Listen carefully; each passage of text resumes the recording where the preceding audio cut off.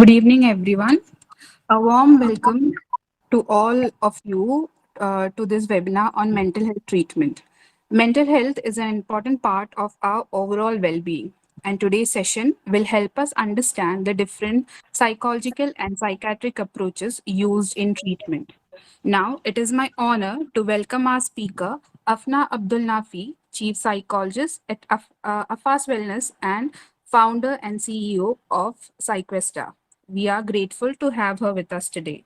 I now invite her to begin the session. Thank you. Thank you, Chaitanya, for the warm welcome.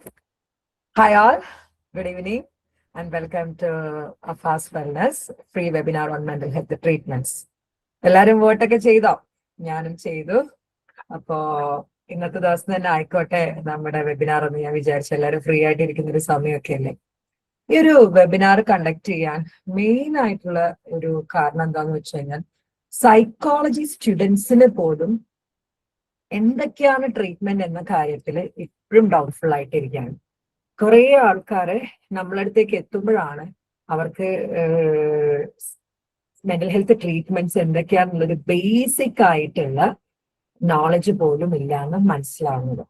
അതൊക്കെ തിരുത്താൻ വേണ്ടിയിട്ടാണ് അതായത് ഒരു basic knowledge എന്തൊക്കെയാണ് മാനസിക രോഗത്തിന് അല്ലെങ്കിൽ മാനസിക പ്രശ്നങ്ങൾക്ക് ട്രീറ്റ്മെന്റ്സ് ആയിട്ട് കൊടുക്കാം.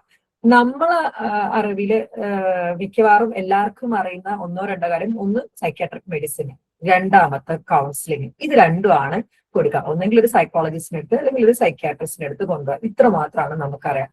എന്നാൽ ഒരിക്കലും മെന്റൽ ഹെൽത്ത് ട്രീറ്റ്മെന്റ് ബയോളജിക്കലോ അല്ലെങ്കിൽ കൗൺസിലിംഗിലോ ഒതുങ്ങി നിൽക്കുന്നതല്ല.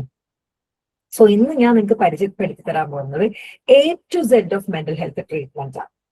Let's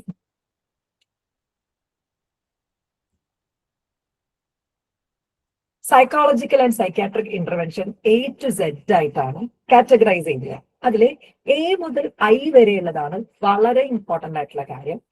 J to R is like clinical system and support.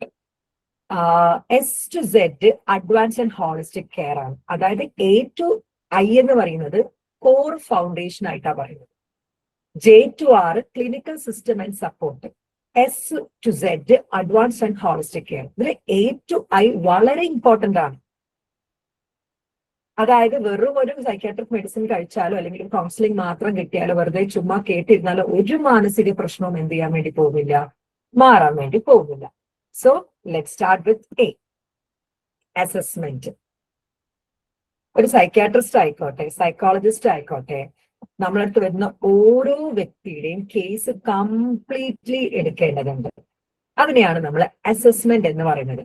അതായത് ആ ഒരു പേഷ്യന്റിന്റെ complete history, from developmental history to play history, educational history, marital history, ഏതെങ്കിലും വയലന്റ് ബിഹേവിയർ ഉണ്ടായിട്ടുണ്ടോ, സൂയിസൈഡൽ ഹിസ്റ്ററി ഉണ്ടായിട്ടുണ്ടോ, സൈക്യാട്രിക് മെഡിസിൻസ് കഴിച്ചുകൊണ്ടിരിക്കുന്നുണ്ടോ, അവിടെ ലൈഫിൽ പാസ്റ്റില് ഈ അടുത്ത കാലത്ത് എന്തെങ്കിലും ഇൻസിഡന്റ് ഉണ്ടായിട്ടുണ്ടോ,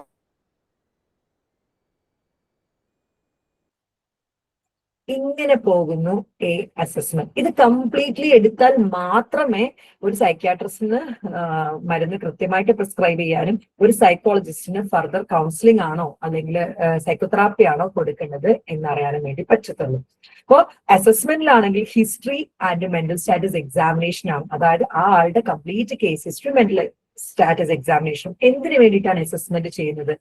കോഴ്സ് അറിയാൻ വേണ്ടിയിട്ട്. ഒരാൾക്ക് എന്തുകൊണ്ടാണ് ഈ മാനസിക പ്രശ്നം വന്നിട്ടുള്ളത്, എന്താണ് ജനറ്റിക് പ്രീഡിസ്പോസിഷൻ ആണോ, ചൈൽഡ്ഹുഡ് ട്രോമയാണോ, അവരുടെ എന്തൊക്കെ പ്രീഡിസ്പോസിംഗ് ആയിട്ടുള്ള ഫാക്ടേഴ്സ് ഉണ്ട്, അതായത് ചൈൽഡ്ഹുഡ് അവരെ വൾണറബിൾ ആക്കിയിട്ടുള്ള എന്തൊക്കെ ഫാക്ടേഴ്സ് ഉണ്ട്, ഇപ്പോൾ ഉള്ള എന്തൊക്കെ ഇൻസിഡന്റ് ഉണ്ടായിട്ടുണ്ട്, എന്തൊക്കെയാ മെയിൻറ്റെയിനിങ് ഫാക്ടേഴ്സ് ഇമ്പോർട്ടന്റ് ആണ്. ഇപ്പോഴും ആൾക്ക് ആ രോഗം വന്നിട്ട് മാറാതിരിക്കാം. ചിലപ്പോൾ അതും അച്ഛൻ്റെ അമ്മയുടെയും മറൈറ്റൽ ഇഷ്യൂസ് ആയിരിക്കാം, വർക്കിലുള്ള പ്രഷർ ആയിരിക്കാം. അതായത് ഓൾറെഡി ഒരു മാനസിക പ്രശ്നമുണ്ട്, പക്ഷെ അതിന് നിലനിർത്തുന്ന ഫാക്ടേഴ്സ് ചിലപ്പോൾ വർക്ക് പ്രഷർ ആയിരിക്കാം. അതുകൂടി ഐഡന്റിഫൈ ചെയ്യുന്നുണ്ട്. എന്നാൽ മാത്രമേ ഒരു അസസ്മെന്റ് കൃത്യമായിട്ട് എടുത്താൽ മാത്രമാണ് നമുക്കൊരു ഡയഗ്നോസിസിലേക്ക് എത്താനും സിവിയാരിറ്റിയിലേക്ക് എത്താനും അവരുടെ സിംറ്റംസും ബിഹേവിയറും ഒക്കെ ക്ലിയർ ആയിട്ട് മനസ്സിലാക്കാൻ പറ്റുള്ളൂ. അപ്പൊ അസസ്മെന്റ് എടുത്ത ശേഷം മാത്രമേ നമുക്ക് ഏതൊരു ഫർദർ ഇന്റർവെൻഷനും ഇംപ്ലിമെന്റ് ചെയ്യാൻ വേണ്ടി പറ്റുള്ളൂ. അപ്പൊ ഏതൊരു സൈക്കോളജിസ്റ്റ് ആയിക്കോട്ടെ, സൈക്യാട്രിസ്റ്റ് ആയിക്കോട്ടെ, നിങ്ങളുടെ കംപ്ലീറ്റ് ഹിസ്റ്ററിയും അതുപോലെ തന്നെ മെന്റൽ സ്റ്റാറ്റസ് എക്സാമിനേഷനും നടത്തുന്നുണ്ടെന്ന് ഉറപ്പാക്കണം. പലരും നമ്മളെ അടുത്തേക്ക് വരുന്ന സമയത്ത് സൈക്യാട്രിക് മെഡിസിനിലേക്ക് പോകുമ്പോഴാണ് മനസ്സിലാവുന്നത് വെറും 2-3 മിനിറ്റ് അല്ലെങ്കിൽ കൂടിപ്പോയാൽ 5 മിനിറ്റ് മാത്രം, ഇനീഷ്യൽ സെഷൻ ആണേ പറയുന്നത് 5 മിനിറ്റ് മാത്രം സംസാരിച്ചിട്ട് ചിലപ്പം മരുന്നുകൾ പ്രിസ്ക്രൈബ് ചെയ്യാറുണ്ട്. അങ്ങനത്തെ അവസരത്തിൽ ദയവ് ചെയ്ത് ഞങ്ങൾ പറയും മരുന്നുകൾ കഴിക്കരുത്. കാരണം കൃത്യമായിട്ടുള്ളൊരു അസസ്മെന്റ് നടത്താതെ, ഡ്രഗ്സിന്റെ ഭാഗത്തുനിന്ന് കൃത്യമായിട്ട് പറഞ്ഞുതരാം കേട്ടോ. അപ്പൊ അസസ്മെന്റ് എന്ന് പറയുന്നത് എല്ലാ മേഖലയിലും, അതായത് ഒരു മെന്റൽ ഹെൽത്തുമായിട്ട് ബന്ധപ്പെട്ട എല്ലാ മേഖലയിലും one of the main foundation എന്ന് പറയുന്നത് അസസ്മെന്റ് ആണ്. ഒരു വ്യക്തിയുടെ complete case history, mental status examination നടത്തുക എന്നുള്ളതാണ്.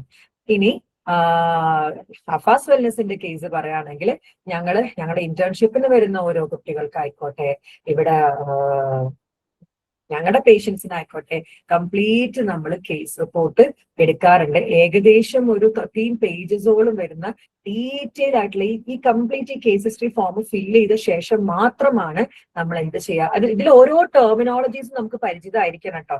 എന്നാൽ മാത്രമേ കൃത്യമായിട്ടുള്ള ഒരു ഡയഗ്നോസിസിലേക്ക് കോസൽ ഫാക്ടർ മനസ്സിലാക്കി കൃത്യമായിട്ടുള്ള ഒരു കാര്യം നമുക്ക് ഇംപ്ലിമെന്റ് ചെയ്യാൻ വേണ്ടി പറ്റുള്ളൂ. അപ്പൊ നമ്മൾ യൂസ് ചെയ്യുന്ന ഒരു കേസ് ഹിസ്റ്ററി ഫോം ആണിത്. ഇത് കംപ്ലീറ്റ് ഫില്ല് ചെയ്ത ശേഷം മാത്രമാണ് നമ്മൾ ഫർദർ ആയിട്ടുള്ള ട്രീറ്റ്മെന്റ്സ് കൊടുക്കാറുള്ളത്.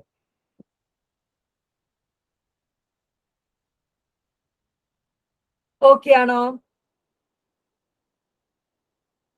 ഓക്കെ ആണോ? അസസ്മെന്റ് എന്താണെന്നുള്ളത് നിങ്ങൾക്ക് എന്തെങ്കിലും ഡൗട്ട് ഇൻ ബിറ്റ്വീൻ വരുന്നുണ്ടെങ്കിൽ ഫീൽ ഫ്രീ ടു ആസ്ക്. നിങ്ങൾക്ക് ഇത് കൃത്യമായിട്ട് മനസ്സിലാവാൻ വേണ്ടിയിട്ടാണ് ഈ ക്ലാസ് കേട്ടോ. Very good, thank you for the wonderful response. ഇനി നമ്മൾ ബിയിലേക്കാണ് പോകുന്നത്. ബി ബിഹേവിയറൽ തെറാപ്പിയാണ്. ഈ ബിഹേവിയറിൽ മാറ്റം വരുത്താൻ വേണ്ടിയിട്ടാണ് ബിഹേവിയറൽ തെറാപ്പി. എസ്പെഷ്യലി കുട്ടികൾക്ക്, ഇപ്പൊ ഫോർ എക്സാമ്പിൾ ബെഡ് വെറ്റിങ് മുതൽ വായിൽ കൈ എന്താ പറയാ തം സക്കിങ് മുതൽ പല കാര്യങ്ങൾക്കും ബിഹേവിയറൽ തെറാപ്പി വളരെ എക്സലന്റ് ആയിട്ട് വർക്ക് ചെയ്യാറുണ്ട്. ഈ ബിഹേവിയറിന് ചേഞ്ചസ് വരുത്താൻ വേണ്ടിയിട്ടാണ് ബിഹേവിയറൽ തെറാപ്പി നമ്മൾ കൊടുക്കണം. നമ്മൾ ഈ ബസ്സിൽ യാത്ര ചെയ്തുകൊണ്ടിരിക്കുമ്പോഴുള്ള വോമിറ്റിങ്, അതുപോലെ ബെഡ് വെറ്റിങ്, അതുപോലെ തന്നെ മാലഡാപ്റ്റീവ് ആയിട്ടുള്ള ഈ പറയുന്ന സ്മോക്കിങ്, അങ്ങനത്തെ കാര്യങ്ങൾക്കൊക്കെ ബിഹേവിയറൽ തെറാപ്പി മെയിൻ ആയിട്ട് അവർ ട്രിഗർ ഐഡന്റിഫൈ ചെയ്യും. നമ്മൾ ആ സൈക്കിൾ എപ്പോഴാണോ അവര്, ഇപ്പം നമ്മള് കുട്ടികളുടെ വാശി, ഒരു ബിഹേവിയറൽ തെറാപ്പിയിൽ ഒരു കുട്ടികളുടെ വാശിക്ക് നമ്മൾ കൊടുക്കുന്ന ഒരു തെറാപ്യൂട്ടിക് ടെക്നിക്കാണ് എന്താ പറയാ അറ്റൻഷൻ. ആ വാശിക്ക് അറ്റൻഷൻ കൊടുക്കുക. കരയുന്ന സമയത്താണെങ്കിലും കുഞ്ഞിനോട് ദേഷ്യമൊന്നും പെടൂല, ഇല്ല അത് തരൂല കേട്ടോ, കുഞ്ഞ് കരഞ്ഞോളൂ കുഴപ്പമൊന്നുമില്ല, പക്ഷെ ഉമ്മ അത് തരില്ല കേട്ടോ എന്ന് പറഞ്ഞിട്ട് പിന്നെ ആ കരം. പക്ഷെ വേറെ എന്താ, അപ്പൊ അതേസമയം കുഞ്ഞ് വെള്ളം ചോദിക്കുമ്പോൾ അപ്പൊ തന്നെ നിങ്ങൾ വെള്ളം എടുത്ത് കൊടുക്കണം. അപ്പൊ കുഞ്ഞ് വീണ്ടും ചോദിച്ചു നോക്കുമ്പോ ഫോണ് തരല്ലേ, അമ്മ ഫോണ് തരും, നോ ഫോണ് തരില്ല കേട്ടോ, ഇന്നത്തെ ഫോണിന്റെ ടൈം കഴിഞ്ഞു. എന്നിട്ട് അവിടെ കാണുമ്പോൾ പൊക്കത്തില്ല, അറ്റൻഷൻ കൊടുക്കാതിരിക്കുക. അതുപോലെ പോസിറ്റീവ് റീഇൻഫോഴ്സ്മെന്റ്, നെഗറ്റീവ് പണിഷ്മെന്റ്, ഇങ്ങനെയുള്ള കുറെ ടെക്നിക്സ് ആണ് ബിഹേവിയറൽ തെറാപ്പിക്ക് നമ്മൾ കൊടുക്കുക. ഗുഡ് ഹാബിറ്റ്സ് എൻകറേജ് ചെയ്യാൻ വേണ്ടിയിട്ടാണ് ബിഹേവിയറൽ തെറാപ്പി. എസ്പെഷ്യലി അവിടെ കുട്ടികളിലാണ് നമ്മൾ മാലഡാപ്റ്റീവ് ബിഹേവിയർ റെഡ്യൂസ് ചെയ്യുക എന്നുള്ളതാണ് മെയിൻ ആയിട്ട് ബിഹേവിയറൽ തെറാപ്പി കൊണ്ട് ഉദ്ദേശിക്കുന്നത്. ഈ മൂന്നാമത്തെ ആണെങ്കിൽ കോഗ്നിറ്റീവ് ബിഹേവിയർ തെറാപ്പിയാണ്. വൺ ഓഫ് ദി റെലവെന്റ് ആയിട്ടുള്ള, വൺ ഓഫ് ദി എന്താ പറയുക ഇമ്പോർട്ടന്റ് ആയിട്ടുള്ള ഒരു തെറാപ്പിയാണ്. ആദ്യം നമ്മൾ മനസ്സിലാക്കേണ്ടത്, ഇപ്പം മാനസിക പ്രശ്നങ്ങൾ അല്ലെങ്കിൽ മാനസിക രോഗങ്ങൾ എന്നൊക്കെ പറഞ്ഞതിന്റെ പ്രധാന കാരണം നമ്മൾ ഓമന പേരിട്ട് വിളിക്കുന്ന ഓവർ തിങ്കിങ് എന്നൊക്കെ പറയും. ശരിക്കും പറഞ്ഞത് ഓവർ തിങ്കിങ് ഒന്നും അല്ല, നെഗറ്റീവ് ഓട്ടോമാറ്റിക് തോട്ടാണ്. നമ്മുടെ ഉള്ളിൽ നമ്മൾ ചെറുപ്പകാലം മുതൽ ഉണ്ടാക്കി വെച്ചിരിക്കുന്ന നെഗറ്റീവ് ആയിട്ടുള്ള കുറെ കോർ ബിലീഫ് ഉണ്ടായിരിക്കും. ആ ബിലീഫിനനുസരിച്ച് ഇപ്പൊ ഫോർ എക്സാമ്പിൾ പറയാണ്, നമ്മൾ കുട്ടികളെ ചെറുപ്പത്തിലെ ഭയങ്കര ക്രിട്ടിസൈസ് ചെയ്യാണ്, കമ്പയർ ചെയ്യാണ്, അതുപോലെ തന്നെ ഹറാസ് ചെയ്യാണ്, അല്ലെങ്കിൽ കളിയാക്കാണ്, ബോഡി ഷെയിം ചെയ്യാണ്. അങ്ങനത്തെ കുട്ടികളുടെ ഉള്ളിൽ, അവരുടെ ഉള്ളിൽ രൂപപ്പെടാ ഞാൻ ഒന്നിനും കൊള്ളില്ല, എന്നെ ആർക്കും ഇഷ്ടമല്ല എന്നുള്ള രീതിയിലൊക്കെയുള്ള ചിന്തകളായിരിക്കും. ഇത് അവിടെ കിടക്കും, അവരോടൊപ്പം തന്നെ അത് വളരും. പിന്നെ അഡൽഹുഡിലേക്ക് എത്തുമ്പോൾ ഒരു അവസരം വരെയാണ് ടീച്ചർ ആ കുട്ടീനെ നോക്കി ചിരിച്ചില്ല, അപ്പോഴേക്കും ആ കുട്ടിക്ക് ചിന്ത വരുത്ത്, അല്ലെങ്കിൽ വലുതായി കോളേജിൽ പോയി പ്രൊഫസർ അയാളെ നോക്കി ചിരിച്ചില്ല, അപ്പോഴേക്കും അയാളുടെ ഉള്ളിലേക്ക് നെഗറ്റീവ് ഓട്ടോമാറ്റിക് തോട്ട് വരും, എന്നെ ആർക്കും ഇഷ്ടമല്ല, എന്നെ ആർക്കും വേണ്ട, ഞാൻ എന്തിനാ ജീവിക്കുക. ഈ ചിന്ത ശരിക്കും ഓവർ തിങ്കിങ് അല്ല, നെഗറ്റീവ് ഓട്ടോമാറ്റിക് തോട്ട് ഇങ്ങനെ കിടന്ന് കറങ്ങുകയാണ് ചെയ്യുക. അപ്പൊ അതിനൊരിക്കലും മരുന്നോ അല്ലെങ്കിൽ ഫ്രണ്ട്സിന്റെ സപ്പോർട്ട് ഒന്നും കിട്ടിയിട്ട് കാര്യമില്ല. തെറപ്പി തന്നെ വേണം. അതായത് ആ ഡിസ്ഫങ്ഷണൽ തോട്ടിന് പകരമായിട്ട് ഫങ്ഷണൽ ആയിട്ടുള്ള തോട്ട് അവിടെ റീപ്ലേസ് ചെയ്യുക തന്നെ വേണം. അതിനാണ് CBT തെറാപ്പി നമ്മൾ യൂസ് ചെയ്യാറുള്ളത്. മൈൽഡ് ടു മോഡറേറ്റ് ആയിട്ടുള്ള മെന്റൽ ഹെൽത്ത് കൺസേൺസിനൊക്കെ CBT മതി. ഞാനൊരു CBT തെറപ്പിസ്റ്റ് ആണ്. എത്രയോ ഈവൻ മെഡിക്കേഷൻസ് കഴിച്ചുകൊണ്ടിരിക്കുന്നവർ വരെ ബാക്ക് ടു നോർമൽ ലൈഫിലേക്ക് മെഡിക്കേഷൻസ് ഒക്കെ സ്റ്റോപ്പ് ചെയ്ത് ബാക്ക് ടു നോർമൽ ലൈഫിലേക്ക് കൊണ്ടുവരാൻ പറ്റിയിട്ടെന്ന് എനിക്ക് പ്രൗഡ് ആയിട്ട് പറയാൻ പറ്റും. കാരണം കൃത്യമായിട്ട് സ്ട്രക്ചേർഡ് ആയിട്ടാണ്. എപ്പോഴും മനസ്സിലാക്കേണ്ടത് വെറുതെ സംസാരിച്ചിരിക്കുന്നതല്ല തെറപ്പി. ഒരിക്കലും നമ്മൾ ചുമ്മാ സംസാരിച്ചിരുന്നാൽ ഒരാളുടെ മാനസിക രോഗവും മാറാൻ വേണ്ടി പോകുന്നില്ല, മാനസിക പ്രശ്നവും മാറാൻ വേണ്ടി പോകുന്നില്ല.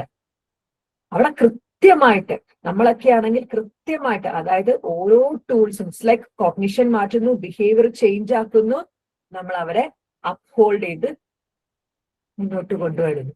സെക്ഷൽ ഡിസ്ഫങ്ഷൻ, മെറൈറ്റൽ ഇഷ്യൂസ്, എല്ലാത്തിനും ചിലപ്പം ഹസ്ബൻഡും വൈഫും നമ്മളടുത്തേക്ക് വരുന്നത് നമ്മൾ നോക്കുമ്പോൾ അവർ തമ്മിൽ അടിയായിരിക്കും. പക്ഷേ ഇന്നർ കോറിലേക്ക് ഇറങ്ങി നോക്കുമ്പോൾ ഭാര്യയ്ക്ക് എന്തെങ്കിലും സെക്ഷൽ ഡിസ്ഫങ്ഷൻ അല്ലെങ്കിൽ ഭർത്താവിന് എന്തെങ്കിലും സെക്ഷൽ ഡിസ്ഫങ്ഷൻ, അത് ചൈൽഡ്ഹുഡിൽ ഉണ്ടാകുന്ന മിത്ത് കാരണമായിരിക്കാം. ചിലപ്പോൾ അത് ഉള്ളിൽ കിടന്നിട്ട് ആ ഭാര്യയുമായിട്ടുള്ള സെക്ഷൽ കോണ്ടാക്ടിന്റെ സമയത്തായിരിക്കും ആ ചിന്തകൾ വരുന്നത്, എനിക്ക് പറ്റില്ല, ഞാനൊന്നിനും കൊള്ളില്ല എന്നൊക്കെ. ഇതൊരിക്കലും മരുന്ന് കഴിച്ചാലോ അല്ലെങ്കിൽ ഫ്രണ്ട്സിനെ സപ്പോർട്ട് ചെയ്തിട്ടുള്ള എക്സസൈസ് കിട്ടിയാലോ ബ്രീത്തിങ് ടെക്നിക്ക് ചെയ്താലോ മാറില്ല. ആ ചിന്തകളെ നമ്മൾ എന്ത് ചെയ്യണം? അതായത് ഡിസ്ഫങ്ഷണൽ ആയിട്ടുള്ള തോട്ടിന് പകരം ഫങ്ഷണൽ ആയിട്ടുള്ള ബാലൻസ്ഡ് ആയിട്ടുള്ള ഫാക്ട് റീപ്ലേസ് ചെയ്യുകയാണ് ചെയ്യുന്നത്. ചുമ്മാ ഞാൻ പറയുമ്പോ ഡിസ്ഫങ്ഷണൽ തോട്ടിനെ ഫങ്ഷണൽ ആക്കുക എന്ന് പറയുമ്പോൾ ഇറ്റ്സ് നോട്ട് ദാറ്റ് ഈസി. കൃത്യമായിട്ടുള്ള ടെക്നിക്സിലൂടെയാണ് നമ്മൾ അത് ചെയ്യാറുള്ളത്. ഇവിടെ അഫാസ് വെൽനസിലാണെങ്കിൽ ആരെങ്കിലും ഉണ്ടോ നമ്മുടെ CBT തെറപ്പിയുടെ കോഴ്സ് അറ്റൻഡ് ചെയ്തവർ ആരെങ്കിലും ഉണ്ടോ ഈ കൂട്ടത്തില്? ഓക്കെ, സീമ ചേച്ചി ഉണ്ട്, ദിവ്യ ഉണ്ട്. വേറെ ആരെങ്കിലും ഉണ്ടോ നമ്മുടെ CBTയുടെ അല്ലെങ്കിൽ സൈക്കണക്റ്റിന്റെ കോഴ്സ് ചെയ്ത ആരെങ്കിലും ഇക്കൂട്ടത്തിലുണ്ടെങ്കിൽ യു കെൻ ആസ്ക്. എന്തായിരുന്നു സീമ ചേച്ചി, നമ്മൾ എങ്ങനെയായിരുന്നു CBT പഠിച്ചിട്ടുണ്ടായിരുന്നു? വളരെ ഡീറ്റെയിൽഡ് ആയിട്ടാണ് നമ്മൾ CBT പഠിപ്പിച്ചിട്ടുണ്ടായിരുന്നത്. അതായത് ഈ 10ഓളം ടൂൾസ് എങ്ങനെയൊക്കെ ഒരു ഡിപ്രഷന് എങ്ങനെയാണ്, എൻസൈറ്റിക്ക് എങ്ങനെയാണ് നമ്മൾ ഒരു ഫോബിക് ആയിട്ടുള്ള ആളുകളുടെ വെറി മാറ്റുക. ഒരു പ്രോബ്ലം, പലപ്പോഴും ഒരു പ്രോബ്ലം സോൾവ് ചെയ്യാൻ കഴിവില്ലാത്ത ആളായിരിക്കും നമ്മളടുത്ത് വരാം. അതായത് ഒരു പ്രശ്നം വന്നാൽ എങ്ങനെ അത് സോൾവ് ചെയ്യും, പ്രോബ്ലം സോൾവിംഗ് ടൂൾ നമ്മൾ അവർക്ക് ഇംപ്ലിമെന്റ് ചെയ്യും. Thought challenging, cognitive restructuring, facing your fears, overcoming anxiety and panic. അതായത് കൃത്യമായിട്ട് അസസ്മെന്റ് എടുത്ത് ആ പേഷ്യന്റിന്റെ ചീഫ് കംപ്ലൈന്റ്സ് എന്തൊക്കെയാന്ന് നോക്കി അവരുടെ പ്രീഡിസ്പോസിങ്, പ്രസിപ്പിറ്റേറ്റിംഗ്, പെർപെട്രേറ്റിംഗ് ഫാക്ടർ കൃത്യമായിട്ട് അനലൈസ് ചെയ്ത ശേഷം നമ്മൾ അവർക്ക് ആവശ്യമായിട്ടുള്ള ടൂളുകൾ ഇംപ്ലിമെന്റ് ചെയ്യുകയും പതിയെ അവരെ ബാക്ക് ടു നോർമൽ ലൈഫിലേക്ക് കൊണ്ടുവരികയാണ് ചെയ്യുക. അല്ലാതെ ചുമ്മാ നമ്മൾ സംസാരിച്ചിരുന്ന് കുറെ ഉപദേശങ്ങൾ കൊടുത്തെന്ന് വെച്ചിട്ടോ കുറെ മോട്ടിവേഷൻ കൊടുത്തെന്ന് വെച്ചിട്ടോ ഒരു വ്യത്യാസവും വരാൻ വേണ്ടി പോകുന്നില്ല. അപ്പൊ third one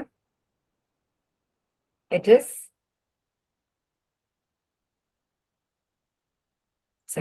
third one cognitive behaviour തെറാപ്പിയാണ്.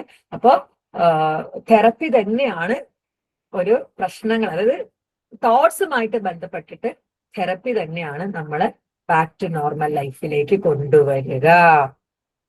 Okay ആണല്ലോ? ഓക്കെ ആണല്ലോ? ഇനി fourth one, D. It is very important. ഈ ഒരു ഡി നിങ്ങളെ പരിചയപ്പെടുത്താനാണെന്ന് വിചാരിക്കാം ഞാൻ ഈ വെബിനാർ എന്നെ കണ്ടക്ട് ചെയ്യാം. കാരണം പല പേഷ്യൻസും വരുന്ന സമയത്ത് എനിക്ക് സങ്കടം തോന്നാറുണ്ട്. കാരണം പലരും വർഷങ്ങളായിട്ട് സൈക്യാട്രിക് മെഡിസിൻസ് കഴിച്ചുകൊണ്ടിരിക്കുകയാണ്. അപ്പം ഞാൻ ആകെ ഡിസ്റ്റർബ്ഡ് ആകാൻ, നമ്മൾ അവിടെ കേസ് എടുക്കുന്ന സമയത്ത് ഈ ഒരാൾക്ക് എന്റെ കേസ് എക്സ്പീരിയൻസിൽ ഒരുപാട് കാരണങ്ങൾ, റീസെന്റ് 2 ആഴ്ച മുന്നേ ബ്രേക്കപ്പ് ആയ ആൾക്ക് ഡിപ്രഷന് മരുന്ന് കൊടുത്ത സംഭവങ്ങൾ ഉണ്ടായിട്ടുണ്ട്. സൂയിസൈഡൽ ഐഡിയേഷൻ പറഞ്ഞ ആൾക്ക് ഡിപ്രഷന്റെ മരുന്ന്, അത് ഒത്തിരി എണ്ണം. അപ്പൊ ഞാൻ ഇതിന്റെ കേസിൽ എനിക്ക് ഭയങ്കരമായിട്ട് ഒരു ക്യൂരിയോസിറ്റി വന്നു. അങ്ങനെ ഞാൻ ഒരിക്കലും സൈക്കോളജി ടെക്സ്റ്റ് ബുക്ക് അല്ല, സൈക്യാട്രിക് ടെക്സ്റ്റ് ബുക്കാണ് എടുത്തിട്ട് പോയിട്ടുണ്ടായിരുന്നത്. അപ്പൊ സൈക്യാട്രിക് ടെക്സ്റ്റ് ബുക്കിൽ കൃത്യമായിട്ട് പറയുന്നുണ്ട് ഡ്രഗ്സ് അതല്ലെങ്കിൽ മെഡിക്കേഷൻസ് വേണം. എപ്പോ? ഒരിക്കലും അവരുടെ ടെക്സ്റ്റ് ബുക്കിൽ തന്നെ ഞാൻ അത് നിങ്ങൾക്ക് കാണിച്ചിട്ടുണ്ട്. അവരുടെ ടെക്സ്റ്റ് ബുക്കിൽ തന്നെ എഴുതി വെച്ചിട്ടുണ്ട് ഡ്രഗ്സ്, അതായത് ഡ്രഗ്സ് എന്ന് ഉദ്ദേശിക്കുന്നത് സൈക്യാട്രിക് മെഡിസിൻ ആണ് കേട്ടോ. സൈക്യാട്രിക് മെഡിസിൻ കൊണ്ട് മാത്രം മാനസിക രോഗം മാറില്ല. Psychiatric medicine combined with other, അതായത് സൈക്യാട്രിക് മെഡിസിനും അതർ ട്രീറ്റ്മെന്റും കൂടി കമ്പൈൻ ചെയ്യുമ്പോഴാണ് ബെസ്റ്റ് റിസൾട്ട് വരിക. ഇനി എപ്പോഴാണ് നമ്മൾ സൈക്യാട്രിക് മെഡിസിൻസ് പ്രിസ്ക്രൈബ് ചെയ്യുക? അത് ബയോളജിക്കൽ ട്രീറ്റ്മെന്റ് ആണ്. ആദ്യം നിങ്ങൾ മനസ്സിലാക്കുന്നത് മെഡിക്കേഷൻസ് എപ്പോഴും ബയോളജിക്കൽ ട്രീറ്റ്മെന്റ് ആണ്. അതായത് മാനസിക പ്രശ്നങ്ങളുടെ കൂടെ അകമ്പടിയായിട്ട് ശരീരത്തിൽ ഒരുപാട് വ്യത്യാസങ്ങൾ വരുന്നുണ്ട്.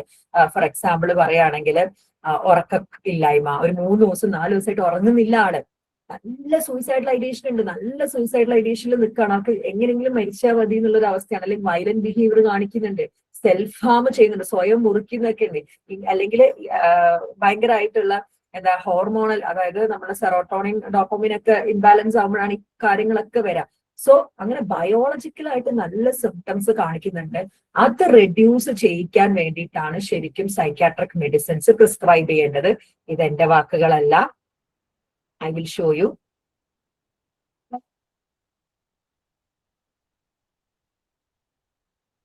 ഈ ഒരു ബുക്ക് സൈക്യാട്രിയുടെ ക്ലിനിക്കൽ കേസസ് അൺകവേർഡ് എന്ന് പറഞ്ഞിട്ടുള്ള ഒരു പുസ്തകമാണ്.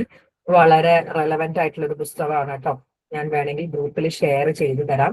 ഈ ഒരു ബുക്കിന്റെ അടിസ്ഥാനത്തിലാട്ടോ ഞാൻ ഇന്നത്തെ എല്ലാ ട്രീറ്റ്മെന്റ് മെത്തേഡ്സും നിങ്ങളെ വളരെ ഡീറ്റെയിൽ ആയിട്ടുള്ള ട്രീറ്റ്മെന്റ് മെത്തേഡ്സ് പറഞ്ഞിട്ടുണ്ട്. സോ അതിൽ ഡ്രഗ്സിന്റെ കേസിൽ പറയുമ്പോൾ കൃത്യമായിട്ട് പറയുന്നുണ്ട്. അത് ഓരോ സൈക്യാട്രിസ്റ്റിനോടാണ് പറയുന്നത്, നിങ്ങൾ റഷ് ചെയ്യരുത് പ്രിസ്ക്രൈബ് ചെയ്യാനെന്ന്. അൺഫോർച്ചുനേറ്റ്ലി ഇവിടെ ഒരു 5 മിനിറ്റ് നിങ്ങൾ ആരെങ്കിലും എപ്പോഴെങ്കിലും സൈക്യാട്രിസ്റ്റിന്റെ അടുത്ത് പോയിട്ടുള്ളവർ, നിങ്ങളുടെ ഫാമിലി മെമ്പേഴ്സിന്റെ ഒക്കെ അടുത്ത് പോയിട്ടുള്ളവരാണെങ്കിൽ നിങ്ങൾക്ക് മനസ്സിലാവും, ഒരിക്കലും ഒരു 5 മിനിറ്റ്സിന് അപ്പുറത്തേക്കുള്ള അല്ലെങ്കിൽ ഒരു 10 മിനിറ്റ്സിന് അപ്പുറത്തേക്കുള്ള സംസാരങ്ങൾ ഉണ്ടാവാറില്ല. ഒരിക്കലും 5 മിനിറ്റ്സ് കൊണ്ടോ 10 മിനിറ്റ്സ് കൊണ്ടോ നമുക്ക് അസസ്മെന്റ് പൂർത്തിയാക്കാൻ പറ്റില്ല. ഒരാളുടെ ജീവചരിത്രം മൊത്തം നമുക്ക് 10 മിനിറ്റ്സ് കൊണ്ട് എവിടെ കണക്ഷൻ കിട്ടാനാണ്? സോ ഈ ഡ്രഗ്സിന്റെ കേസിൽ അല്ലെങ്കിൽ സൈക്യാട്രിക് മെഡിസിന്റെ കേസിൽ യു ക്യാൻ സി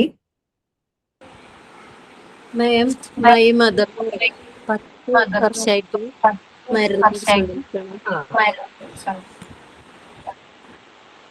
വ്യത്യാസം എന്തെങ്കിലും ഉണ്ടോ?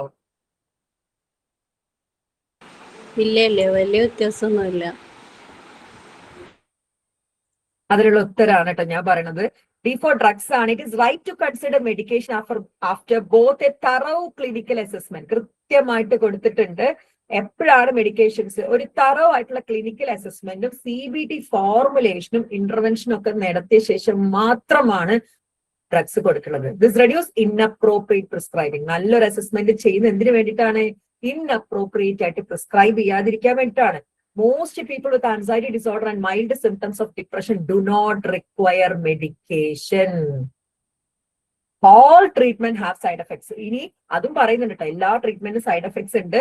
വിത്ത് doctors ability to prescribe from great responsibility in informing patient about the പേഷ്യന്റിനോട് അതൊക്കെ ഇൻഫോം ചെയ്യണം എന്നാണ് പറയുന്നത്. കാരണം പല സൈക്യാട്രിക് മെഡിസിന്റെയും സൈഡ് എഫക്റ്റ് ആയിട്ട് ആൻസൈറ്റി ഉണ്ട്, ഒബേസിറ്റി ഉണ്ട്, സെക്ഷൽ ഡിസ്ഫങ്ഷൻ. സൈക്യാട്രിക് മെഡിസിൻ ഒക്കെ സ്ഥിരം കഴിച്ചുകൊണ്ടിരിക്കുന്ന സെക്ഷൽ ഡിസ്ഫങ്ഷൻ വരുന്നുണ്ട്. ആ മരുന്നൊന്നും നിങ്ങൾ ഗൂഗിൾ ചെയ്ത് നോക്കിയാൽ മനസ്സിലാവും. അതുപോലെ തന്നെ അവർ പ്രീവിയസ് ഏതെങ്കിലും മെഡിക്കേഷൻസ് കഴിക്കുന്നുണ്ടോ, ഏതെങ്കിലും മെഡിക്കേഷൻ അലർജി ഉണ്ടോ, വേറെ ഏതെങ്കിലും മെന്റൽ ഹെൽത്ത് ഇതൊക്കെ നോക്കിയിട്ട്, അതായത് ഒരു സൈക്യാട്രിക് മെഡിസിൻ പ്രിസ്ക്രൈബ് ചെയ്യുന്നതിന് മുന്നേ അവർ ഫിസിക്കലി ഫിറ്റ് ആണെന്ന് പോലെ ഉറപ്പുവരുത്തണം എന്നാണ് പറയുന്നത്. അതായത് patient is physically fit, they may need blood test നടക്കേണ്ടി വരും, വെയിറ്റ് നോക്കേണ്ടി വരും, BP ചെക്ക് ചെയ്യേണ്ടി വരും. ഇതൊക്കെ നോക്കിയിട്ടാണ്. അതുപോലെ തന്നെ ദ റിസ്ക് ഓഫ് ഓവർഡോസ്. അതെന്താന്ന് വെച്ച് കഴിഞ്ഞാൽ ഇപ്പൊ ഡിപ്രഷൻ ഒക്കെ ഉള്ള ആൾക്കാരാണെങ്കിൽ ഈ സൈക്യാട്രിക് മെഡിസിൻ ഓവർഡോസ് കഴിച്ചാൽ മരിച്ചു പോകുന്ന കേസൊക്കെ ഉണ്ട്. അപ്പോൾ അവരുടെ ബൈസ്റ്റാൻഡേഴ്സിന് ഇത് കൂടുതൽ കഴിച്ചാൽ മരിച്ചു പോകാനുള്ള ചാൻസ് ഉണ്ട്. അതായത് ആ ബൈസ്റ്റാൻഡറിനെ ഉറപ്പുവരുത്തുന്നത് ഇവർ കാണുന്ന സ്ഥലത്ത് ആ മെഡിസിൻസ് വെക്കരുത്, അവർക്ക് ആ സമയത്ത് ഒരെണ്ണം മാത്രമേ കൊടുക്കാൻ വേണ്ടി പറ്റുള്ളൂ. അതുപോലെ തന്നെ pros and cons of long term medications. എനിക്ക് ഒരു പേഷ്യന്റ് വന്നിട്ടുണ്ടായിരുന്നു, അയാൾ 1-2 ടൈമിൽ സിന്തറ്റിക് ഡ്രഗ്സ് ഉപയോഗിച്ചിട്ടുണ്ടായിരുന്നു, 1-2 ടൈമിൽ. അപ്പൊ അയാൾക്ക് പിന്നെ കുറ്റബോധമൊക്കെ തോന്നിയിട്ട് പിന്നെ ഉറക്കൊക്കെ ഇല്ല. ഞാൻ അതായത് 1-2 തവണയ്ക്കൊന്നും അത്ര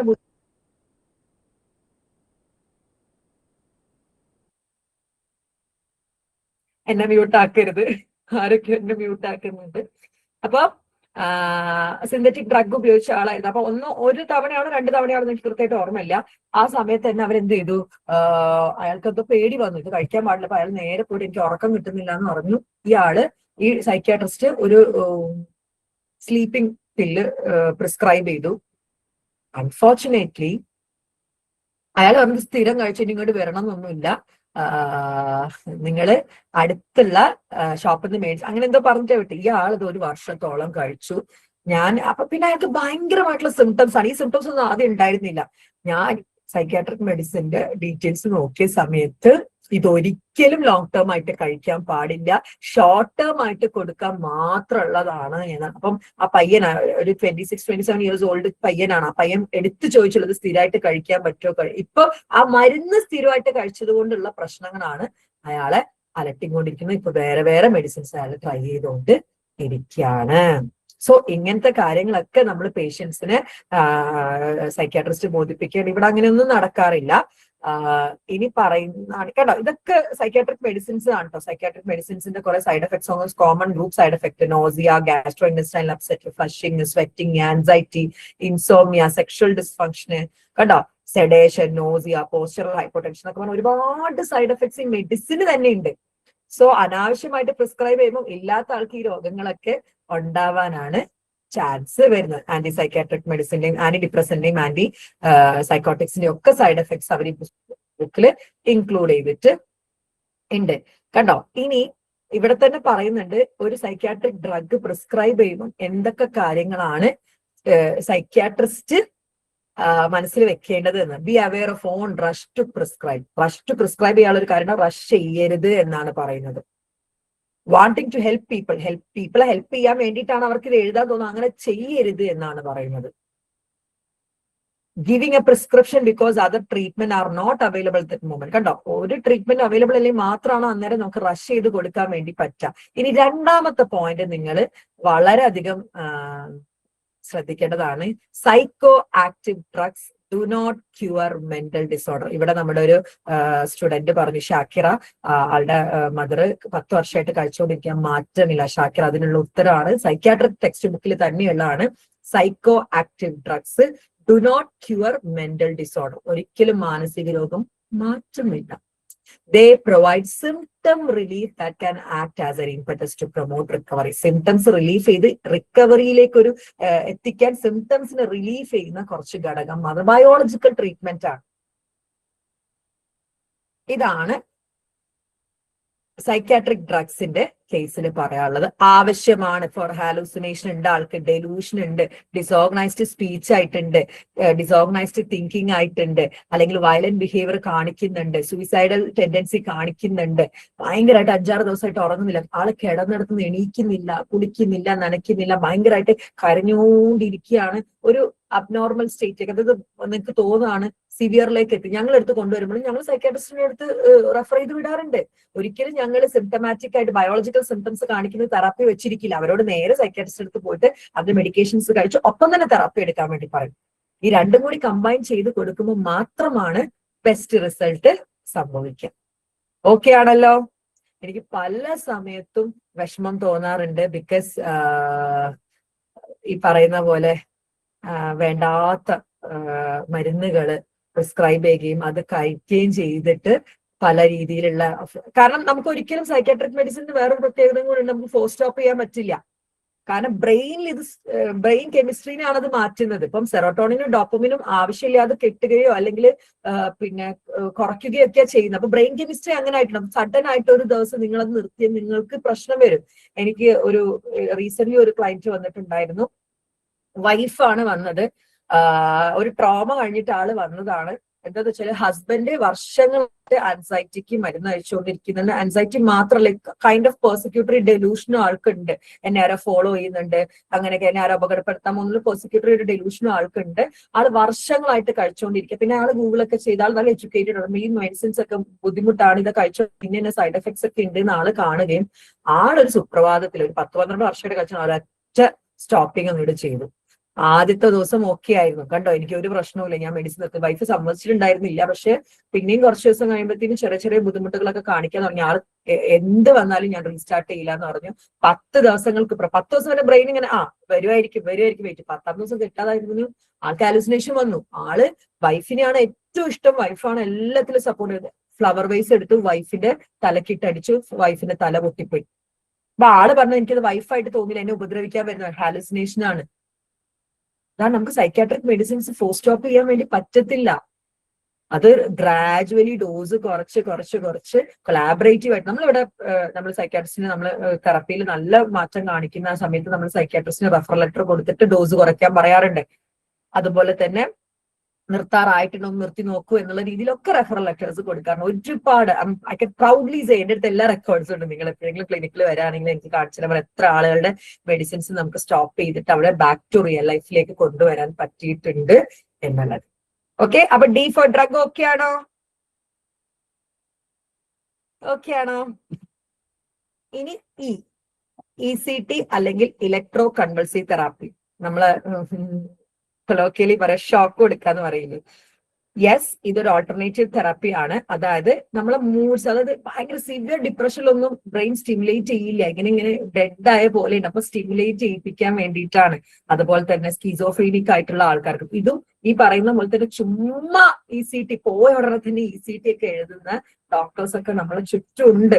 റെലവൻസി ചോദിക്കുക, എപ്പോഴും നമുക്ക് തരുന്ന ട്രീറ്റ്മെന്റിനെ പറ്റിയിട്ടുള്ള കൃത്യ ഡീറ്റെയിൽസ് ചോദിക്കുക. കണ്ടോ, ECT ഇംപ്രൂവ് ചെയ്യുന്നുണ്ട് mood quickly in vulnerable patients, target older people and severe depression ഉള്ളവർക്ക് മാത്രമാണ്.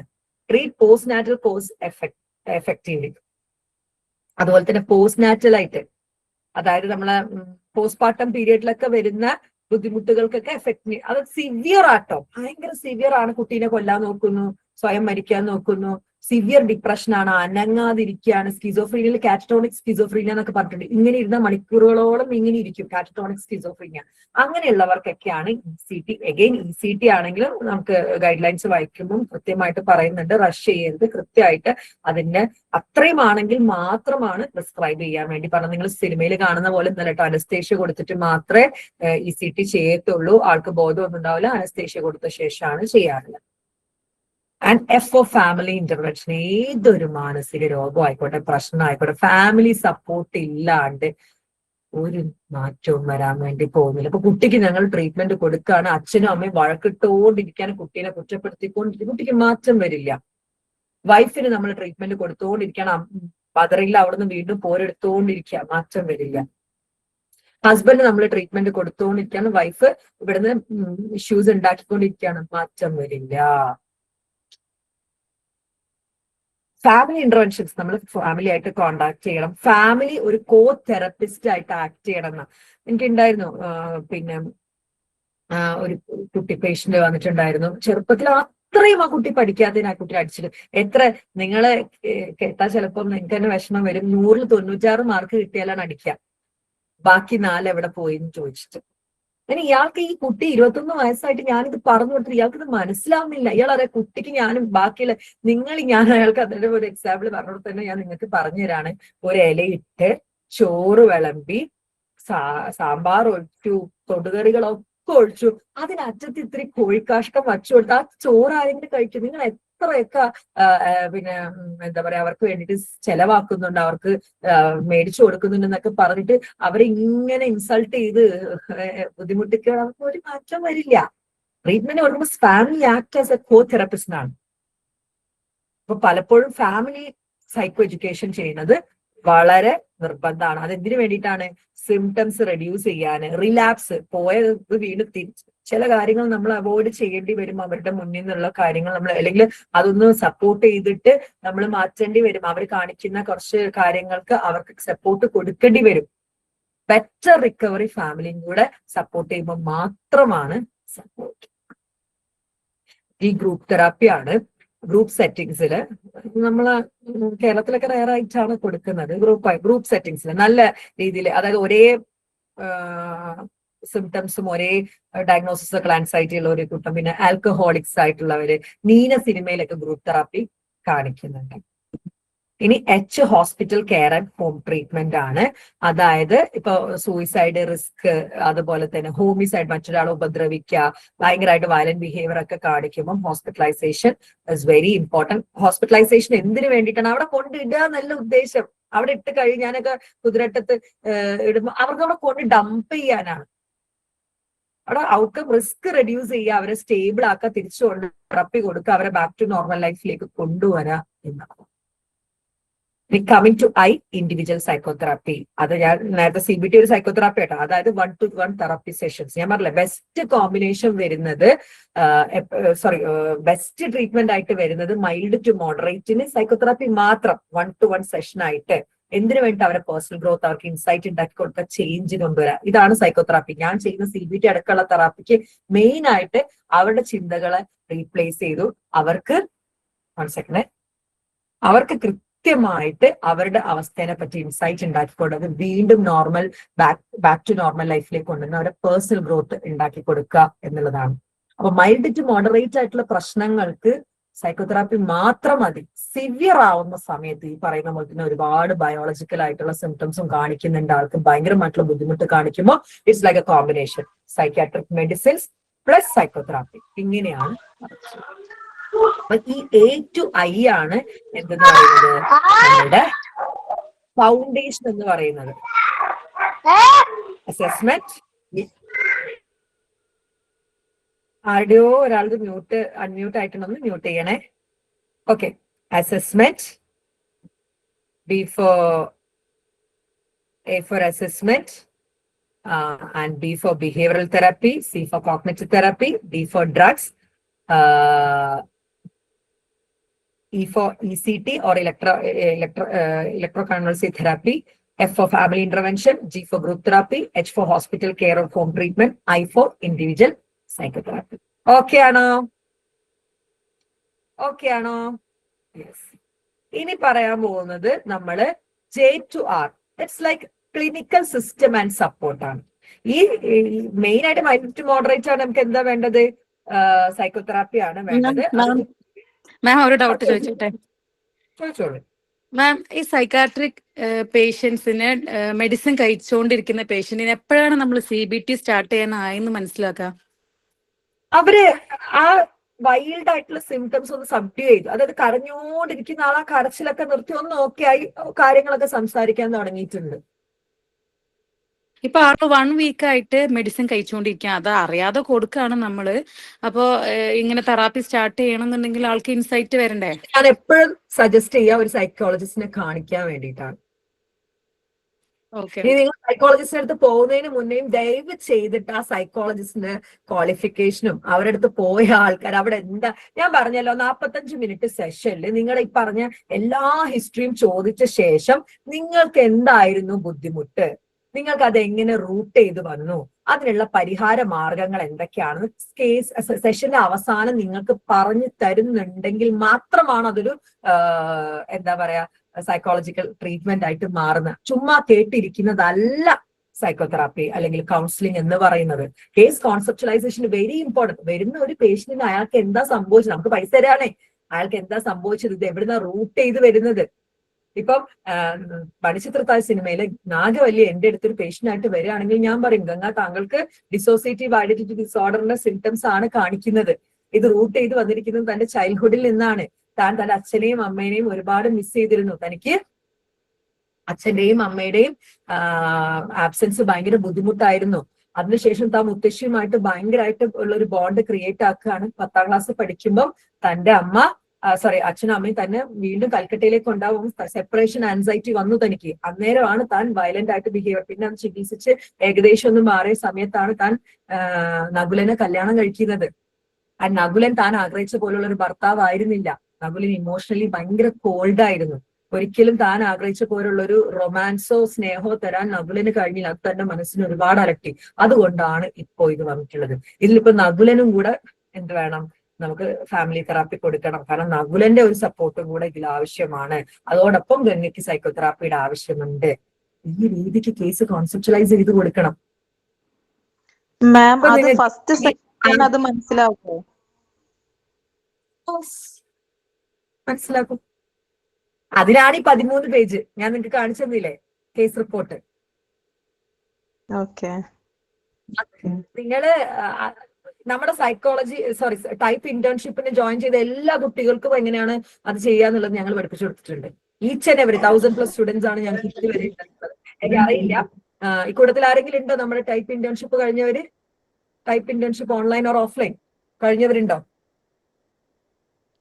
മാം ഞാൻ ഡിഗ്രി സൈക്കോളജി ഇഗ്നോ സ്റ്റുഡന്റ് ആണ്.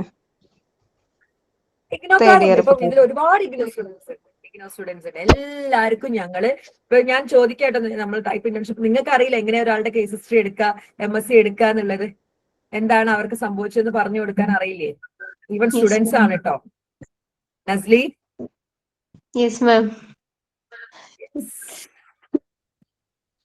ഞാൻ ഉറപ്പിച്ചു പറയാം, ഞങ്ങളുടെ സ്റ്റുഡൻസിന് അറിയാതെ എങ്ങനെയാണ് കേസ് കോൺസെപ്റ്റലൈസ് ചെയ്ത് കൊടുക്കുക. ഞങ്ങളുടെ ഇന്റേൺഷിപ്പിൽ ഞങ്ങൾ കംപ്ലീറ്റ്ലി ഡിസ്കസ് ചെയ്യുക റിയൽ ലൈഫ് കേസസ് ആണ്. ഞാൻ എടുത്തിട്ടുള്ള കേസസ് ആണ് ഞങ്ങൾ ഡിസ്കസ് ചെയ്യുക. അതുകൊണ്ട് തന്നെ ഫസ്റ്റ് സെഷനിൽ മെജോറിറ്റി ഒരു 95% ഫസ്റ്റ് സെഷനിൽ തന്നെ കേസ് കോൺസെപ്റ്റലൈസ് ചെയ്യാം. പക്ഷെ വേറെ ഏതെങ്കിലും സൈക്കോളജിസ്റ്റിന്റെ അടുത്ത് പോയിട്ട് നെഗറ്റീവ് ബയാസ് ആയിട്ട് വന്നു. ഇപ്പൊ ഞാൻ റീസെന്റ് ഒരു കനേഡിയൻ കുട്ടീനെ ട്രീറ്റ്, ഷീസ്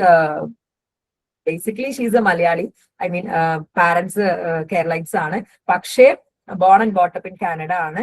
അപ്പൊ ആ കുട്ടീനെ നാട്ടിൽ കൊണ്ടുവന്ന സമയത്ത് ഒരു സൈക്കോളജിസ്റ്റിനെ കാണിച്ചിരുന്നു. ആ സൈക്കോളജിസ്റ്റ് റൂഡായിട്ട് പെരുമാറി, അമ്മയോട് ദേഷ്യം വളർത്തിയപ്പം ഇനി അമ്മയുടെ കൺട്രിയിൽ ഒരു സൈക്കോളജിസ്റ്റിനെ ഞാൻ കാണില്ല എന്ന് പറഞ്ഞിട്ടാണ്. പക്ഷെ അവരുടെ ഫാമിലിയിൽ 2-3 ആൾക്കാർക്ക് ഞാൻ സൈക്കോതെറാപ്പി കൊടുത്തിട്ട് ആ വ്യത്യാസം കണ്ടിട്ടാണ് അവരെന്നെ വീണ്ടും കോൺടാക്ട് ചെയ്തത്. അപ്പം ഒരു 2 സെഷൻ ഞാൻ ആ കുട്ടീനെ ശരിക്കും ഈ സൈക്കോളജിക്കൽ ട്രീറ്റ്മെന്റ്സ് എന്തൊക്കെയാണ്, ഞാൻ എങ്ങനെയാ സപ്പോർട്ട് ചെയ്യാൻ പോകുന്നതെന്ന് പറഞ്ഞു കൊടുത്ത് അത്രയും ഓക്കെ ആക്കിയ ശേഷമാണ് 3rd സെഷനിൽ she open up. So 3rd session വന്നപ്പോഴാണ് എനിക്ക് കറക്റ്റ് ആയിട്ടുള്ള ഒരു കേസ് ഓൾറെഡി കിട്ടുന്നത്. പക്ഷേ 2nd സെഷനിൽ കുറച്ച് ഓപ്പൺ ആയി. 3rd സെഷൻ എത്തുമ്പോഴും ആൾക്ക് ബുദ്ധിമുട്ടുകളും കുറച്ച് സബ്ഡ്യൂ ചെയ്യാൻ തുടങ്ങി. ആള് കാര്യങ്ങളൊക്കെ പറയാൻ തുടങ്ങിയപ്പോഴാണ് എനിക്ക് 3rd സെഷനിൽ കംപ്ലീറ്റ് എനിക്ക് കേസ് കോൺസെപ്റ്റലൈസ് ചെയ്ത് കൊടുത്തു. അതിനുശേഷം കുട്ടിക്ക് ഭയങ്കര happy, I feel so relaxed എന്നാണ് മദറിനോട് പറഞ്ഞത്. അപ്പൊ അങ്ങനെ ബയാസ് ഉള്ള, അതായത് ഏതെങ്കിലും സൈക്കോളജിസ്റ്റ് അല്ലെങ്കിൽ സൈക്കോളജിസ്റ്റുകളുടെ അടുത്ത് പോകുന്നത് ഇഷ്ടമല്ലാത്തവര്, അവർ ഓപ്പൺ ആയാൽ മാത്രം, അതായത് ഒരു പേഷ്യന്റ് ഓപ്പൺ ആയാൽ മാത്രമാണ് നമുക്ക് അവരുടെ കേസ് കോൺസെപ്റ്റലൈസേഷനിലേക്ക് എത്താൻ വേണ്ടി പറ്റുക. മിക്ക പേഷ്യൻസും അവർക്ക് റിലീഫ് ആണല്ലോ. പക്ഷെ പലപ്പോഴും ഈ കല്ല് പോലെ ഇരിക്കുക അല്ലെങ്കിൽ ഒന്നും ചെയ്യാതിരിക്കുക എന്നൊക്കെ പറയുമ്പം, അതായത് ചിലരൊന്നും മിണ്ടില്ല എന്നാ നമുക്കറിയാം. നമ്മള് ഈ ഒരു സെഷൻ എടുക്കാനുള്ള ഒരു കാരണം കൂടി അതൊക്കെ തന്നെയാണ് കേട്ടോ. ഈ അടുത്ത കാലത്തായിട്ട് നമുക്ക് വേറെയുള്ള സൈക്കോളജിസ്റ്റ്, ഞാൻ ഒരിക്കലും ആരെയും കുറ്റപ്പെടുത്തുമെന്നല്ല കേട്ടോ, എന്റേതും എനിക്ക് എന്താണെന്ന് അറിയില്ല. പക്ഷെ എന്നെ സംബന്ധിച്ചിടത്തോളം എന്റെ പേഷ്യൻസ് എനിക്ക് തരുന്ന റിവ്യൂ എനിക്ക് അറിയാം. ഞാൻ എവിടെ പബ്ലിഷ് ചെയ്തിട്ടില്ലെങ്കിലും എന്റെ അടുത്ത് റെക്കോർഡ്സ് ഉണ്ട്. അതുകൊണ്ടാണ് ഞാൻ ഇത്ര. അപ്പം ഞങ്ങള് എന്റെ അടുത്ത് വരാൻ പേഴ്സണലി അറിയുന്ന ഒരു കുട്ടിയാണ്. അപ്പൊ എനിക്ക് ക്ലിനിക്കിൽ വരാൻ ബുദ്ധിമുട്ടാണെന്ന് ഞങ്ങൾ നിർബന്ധിക്കില്ല കേട്ടോ, ബുദ്ധിമുട്ടാണെന്ന് പറഞ്ഞു. അപ്പൊ ഓക്കെ ഫൈൻ മാം, എനിക്ക് വേറൊരു ക്ലിനിക്ക് സജസ്റ്റ് ചെയ്യുന്നത്. ഞാൻ പറയാം എനിക്ക് അറിഞ്ഞൂടാ വേറെ അവിടെ. ഞാൻ സജസ്റ്റ് ചെയ്തിട്ട് പോയിട്ട് അവർക്ക് എന്ന് വെച്ചാൽ ഞാൻ ചോദിച്ചു ഗൂഗിൾ റിവ്യൂസ് നോക്കൂ, മോള് പോയിട്ട് ഗൂഗിൾ റിവ്യൂസ് നോക്കൂ എന്ന് പറഞ്ഞു. ജസ്റ്റ് അതായിട്ട് പറഞ്ഞു. ഞാൻ പറഞ്ഞു അവിടെ ആരെങ്കിലും തെറാപ്പി എടുത്തപ്പോൾ എനിക്ക് മാം ആരെ അറിയില്ല തെറാപ്പി എടുത്തവര്, മാം ഒന്ന് സജസ്റ്റ് ചെയ്യണം. I don't know. ഞാൻ ഗൂഗിൾ, അപ്പൊ ആ കുട്ടി എനിക്ക് കുറെ ഗൂഗിൾ റിവ്യൂസ് സ്ക്രീൻഷോട്ട് എടുത്ത് അയച്ചു തന്നപ്പോഴാണ് ഇതിന്റെ ഒരു സീരിയസ്നെസ് എനിക്ക് മനസ്സിലായത്. നമ്മുടെ ഫീൽഡിന് തന്നെ അത് ബുദ്ധിമുട്ടാണെന്നുള്ള മനസ്സിലായത്. അതായത് സൈക്കോളജിസ്റ്റ് ചിരിച്ചു, കളിയാക്കി, കല്ല് പോലെ കേട്ടിരുന്നു, എന്റെ പൈസ പോയി. ഇപ്പൊ ചില സെന്റേഴ്സിലൊക്കെ 6 സെഷന്റെ പേയ്മെന്റ് മുൻകൂട്ടി അടച്ചാലേ സെഷൻസ് കൊടുക്കുള്ളൂ എന്നൊക്കെ പറഞ്ഞ അങ്ങനെ കുറെ കാര്യങ്ങൾ. ഒരിക്കലും ഒരു സെഷൻ കഴിയാതെ പേയ്മെന്റ്സ് വാങ്ങാൻ പാടില്ല. ഞങ്ങളൊന്നും ഇന്നേ വരെ ചെയ്തിട്ടില്ല. ആ സെഷൻ കഴിഞ്ഞ ശേഷം മാത്രമാണ് പേയ്മെന്റ്സ് സ്വീകരിക്കാറുള്ളത്, പ്രയർ ആയിട്ട് സ്വീകരിക്കാറില്ല.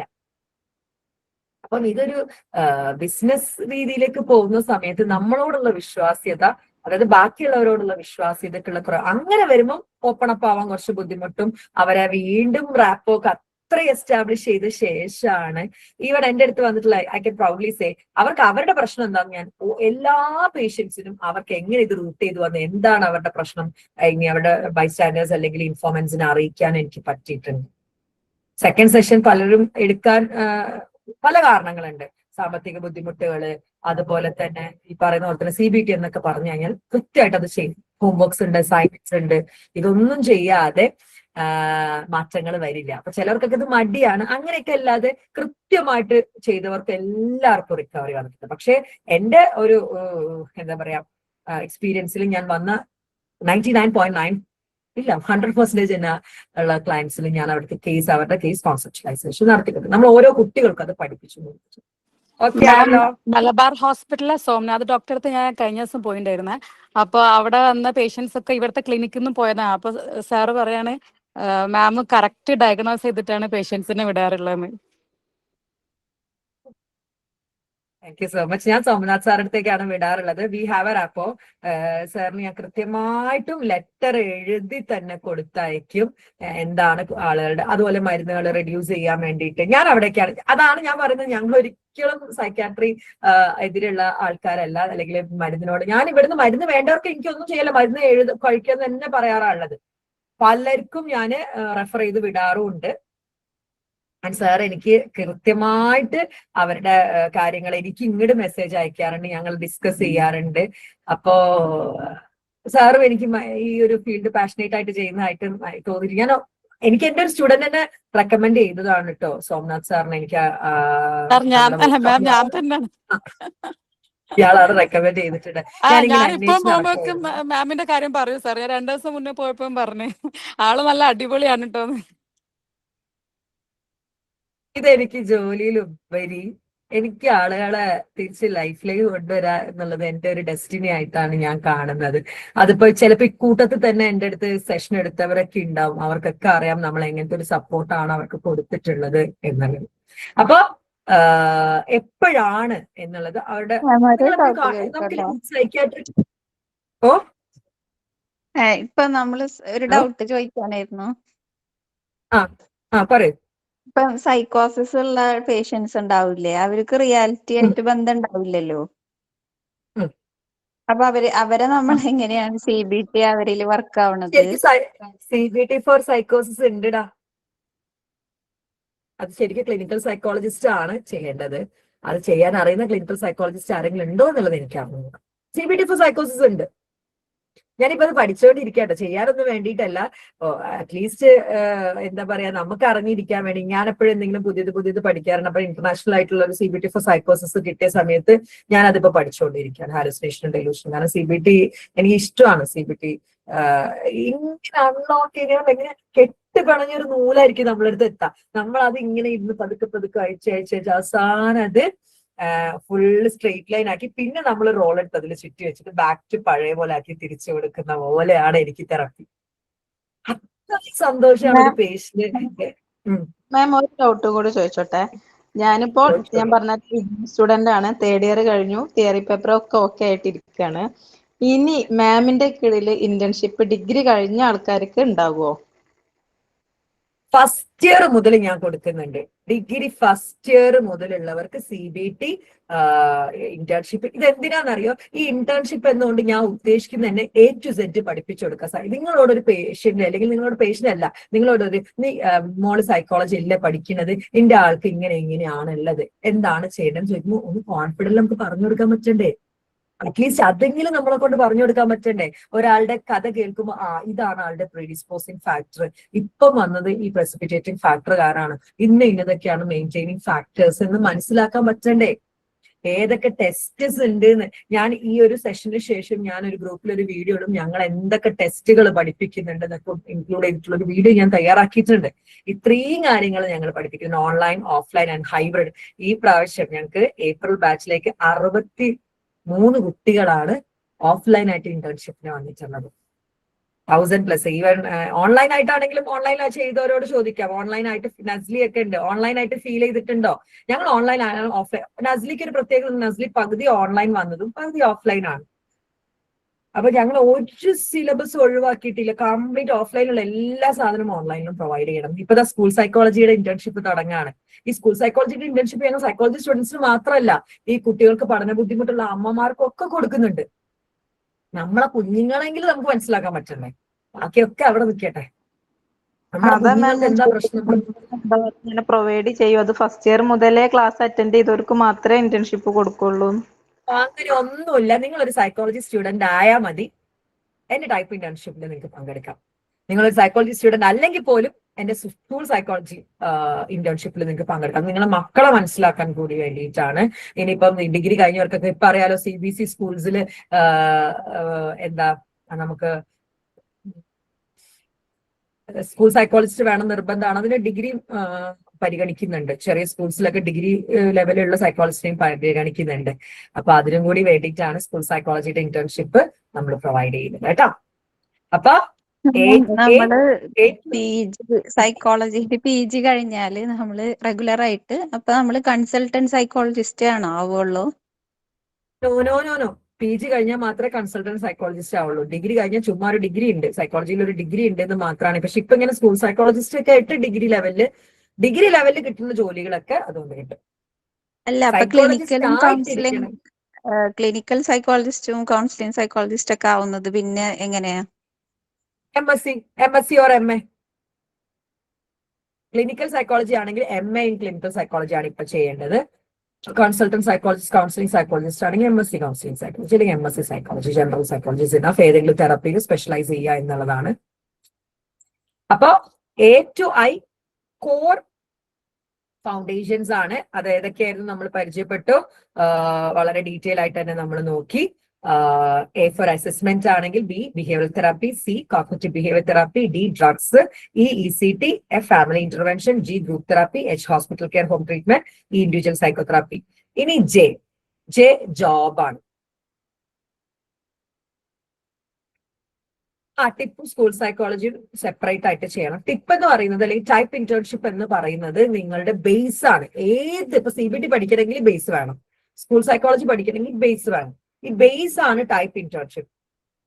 ആഡ് ഓൺസ് ആണ് CBT കോഴ്സ്, നമ്മുടെ സ്കൂൾ സൈക്കോളജി കോഴ്സ്. ഇനി ഒരുപാട് കോഴ്സുകൾ നമ്മൾ കൊണ്ടുവരാൻ വിചാരിക്കുന്നുണ്ട്. കാരണം ഗ്രൂപ്പിൽ ആഡ് ചെയ്യാട്ടോ, ഗ്രൂപ്പിൽ സെൻഡ് ചെയ്യുക. നമ്മൾ 16-ാം തീയതി സ്റ്റാർട്ട് ചെയ്യും. വിഷു കഴിയാൻ വേണ്ടി കാത്തിരിക്കുകയാണ്. നല്ല സിലബസ് ഒക്കെ സെറ്റ് ആക്കിയിട്ടാണ് നമ്മൾ ഇരിക്കുന്നത് കേട്ടോ. ഒരു ജോബ് മീനിങ് ഫുൾ ആയിട്ടുള്ള ജോബ്, എന്തെങ്കിലും ഒരു സപ്പോർട്ട് സിസ്റ്റം ആൾക്ക് വേണം. ഈ സൈക്യാട്രിക് ആയിട്ടുള്ള അല്ലെങ്കിൽ സൈക്കോളജിക്കൽ പ്രശ്നങ്ങളൊക്കെ ജോബ് അവരെ എൻഗേജ്ഡ് ആക്കണം. ജോബ് കൊണ്ട് ഉദ്ദേശിക്കുന്നത് പുറത്തുപോയി ജോലി ചെയ്യണം എന്നല്ല, അവർ പ്രൊഡക്റ്റീവ് ആയിട്ട് എന്തെങ്കിലും ചെയ്യണം. അത് കാരണം functional recovery, skill building, support function ഒക്കെയാണ് ഉണ്ടാകുന്നത്. കിഡ് ആണ് apply principle that child welfare over it's parent welfare. അതായത് ഈ മാനസിക പ്രശ്നമുള്ള ആളുകളുടെ കുട്ടികളുടെ വെൽഫെയർ കൂടി നമ്മൾ നോക്കേണ്ടതുണ്ട്. അവിടെ കുഞ്ഞിന് അമ്മയോ അച്ഛനോ ഉള്ളപ്പം ആ കുഞ്ഞിന്റെ കൊളാബറേറ്റ് വിത്ത് സോഷ്യൽ സർവീസ്, പോലീസ്, ചില സമയത്തൊക്കെ നമുക്ക് ചൈൽഡ് ലൈനിലേക്ക് എന്നെ വിളിച്ച കുട്ടിയുടെ വെൽഫെയറിനെ പറ്റി, കുഞ്ഞിന്റെ ജീവിതം അപകടത്തിലാണ് എന്നുണ്ടെങ്കിൽ നോക്കേണ്ടി വരും. ഈ ലീഗൽ ആസ്പെക്ട് ആണ്. അതായത് കോൺഫിഡൻഷ്യാലിറ്റി. നമ്മൾ എപ്പോഴും അവരോട് ഏതൊരു പേഷ്യന്റ് വന്നാലും അവർ പറഞ്ഞ കാര്യങ്ങളൊന്നും പുറത്തു പോയില്ലെന്നും ഇനി പുറത്ത് ഞാൻ വിടുകയാണെങ്കിൽ അവർക്ക് എന്റെ എതിരെ ലീഗലി നീങ്ങാവും എന്നുള്ളതിൽ കോൺഫിഡൻഷ്യാലിറ്റി നോക്കേണ്ടതുണ്ട്. അതുപോലെ തന്നെ പോലീസ് ഇപ്പം ഞങ്ങള് സാക്ഷിയായിട്ടൊക്കെ പറയാറുണ്ട്. ഈ പറയുന്ന പോലെ തന്നെ ഏതെങ്കിലും സൂയിസൈഡൽ അറ്റംപ്റ്റിന്റെ കേസ് വരാണെങ്കിൽ, അതുപോലെ തന്നെ ഗാർഹിക പീഡനം, ഡൊമസ്റ്റിക് വയലൻസിന്റെ കേസിലൊക്കെ പോലീസുമായിട്ടും ലീഗൽ സിസ്റ്റവുമായിട്ടും ഒക്കെ കൊളാബറേറ്റ്. അവർക്ക് ലീഗൽ, അതുകൊണ്ടാണ് ടൈപ്പ് ഇന്റേൺഷിപ്പിൽ അഡ്വക്കേറ്റിന്റെ ക്ലാസ് നമ്മൾ പ്രൊവൈഡ് ചെയ്യുന്നുണ്ട്. കാരണം ഈ നമ്മൾ അറിഞ്ഞിരിക്കണം. ടൈപ്പ് ഇന്റേൺഷിപ്പ് മൾട്ടി ഡിസിപ്ലിനറി ആയിട്ട് പോകുന്നതാ. ഞങ്ങള് ലോയറിന്റെ ക്ലാസ് പ്രൊവൈഡ് ചെയ്യുന്നുണ്ട്. എന്തിനാന്ന് വെച്ച് കഴിഞ്ഞാല് എപ്പോഴൊക്കെയാണ് ലോ ഒരു സൈക്കോളജിസ്റ്റ് ഉപയോഗിക്കേണ്ടി വരുന്നതെന്ന് ഉള്ളത് മനസ്സിലാക്കാൻ വേണ്ടിയിട്ട്. Coming to M, multidisciplinary team. ഞാൻ പറഞ്ഞ ഒരു കൊളാബറേറ്റീവ് അപ്രോച്ചാണ്. പറഞ്ഞില്ല, ഞാൻ സൈക്കാട്രിസ്റ്റ് വിടുമ്പോൾ സൈക്കാട്രിസ്റ്റ് വിടാറുണ്ട്. ഫാമിലിയോട്, അതായത് ഒരു ചട്ടക്കൂട്ട് പോകണ്ടല്ല. കുട്ടികളുടെ കാര്യം, ഫാമിലി എല്ലാം നമ്മൾ നോക്കിയിട്ടാണ് പോകേണ്ടത്. Use A team collective experience approach and skills എന്ന് പറയുന്നത്. കമ്മിങ് ടു N, നിഡോതെറാപ്പി ആണ് നമ്മള് ഇപ്പൊ പറയുന്നപ്പം അവരുടെ എൻവയോൺമെന്റ് അതിന് പാകാക്കി കൊടുക്കാവുന്ന പറയുന്നത്. അഡ്ജസ്റ്റ് എൻവയോൺമെന്റ് എന്നാ പറയുന്നത്. ഇപ്പം ഇരുട്ട് പേടിയുള്ള കുട്ടിയാണെങ്കിൽ ഒരു ഡിം ലൈറ്റ് പ്രൊവൈഡ് ചെയ്തതും നിഡോതെറാപ്പിയാണ്. ഒരു അഡ്ജസ്റ്റ് അവർ നിൽക്കുന്ന എൻവയോൺമെന്റ് അവർക്ക് പാകത്തിൽ അഡ്ജസ്റ്റ് ചെയ്ത് കൊടുക്കുക എന്നുള്ളതാണ്. അത് അവർക്ക് ഇപ്പൊ ഹോസ്പിറ്റലിൽ ഡിസ്ചാർജ് ചെയ്തുകൊണ്ട് പിന്നെ അവരെ കുറ്റപ്പെടുത്താതിരിക്കുക, അവരെ പുറത്തേക്ക് കൊണ്ടുപോകാൻ, വീണ്ടും അവർ രോഗിയാണെന്നുള്ള രീതിയിൽ ട്രീറ്റ് ചെയ്യാൻ അറ്റ്മോസ്ഫിയർ അതിന് പാകത്തിൽ കൊടുക്കും. നിഡോതെറാപ്പിയാണ്. എൻവയോൺമെന്റ് ക്രിയേറ്റ് ചെയ്ത് കൊടുക്കുക എന്നാണ്. ക്രിയേറ്റ് അല്ല, അഡ്ജസ്റ്റ് ചെയ്ത് അവർക്കനുസരിച്ച് അഡ്ജസ്റ്റ് ചെയ്ത് കൊടുക്കുക എന്നുള്ളതിനാണ് നിഡോതെറാപ്പി എന്ന് പറയുന്നത്. Coming to O, occupational തെറാപ്പിയാണ്.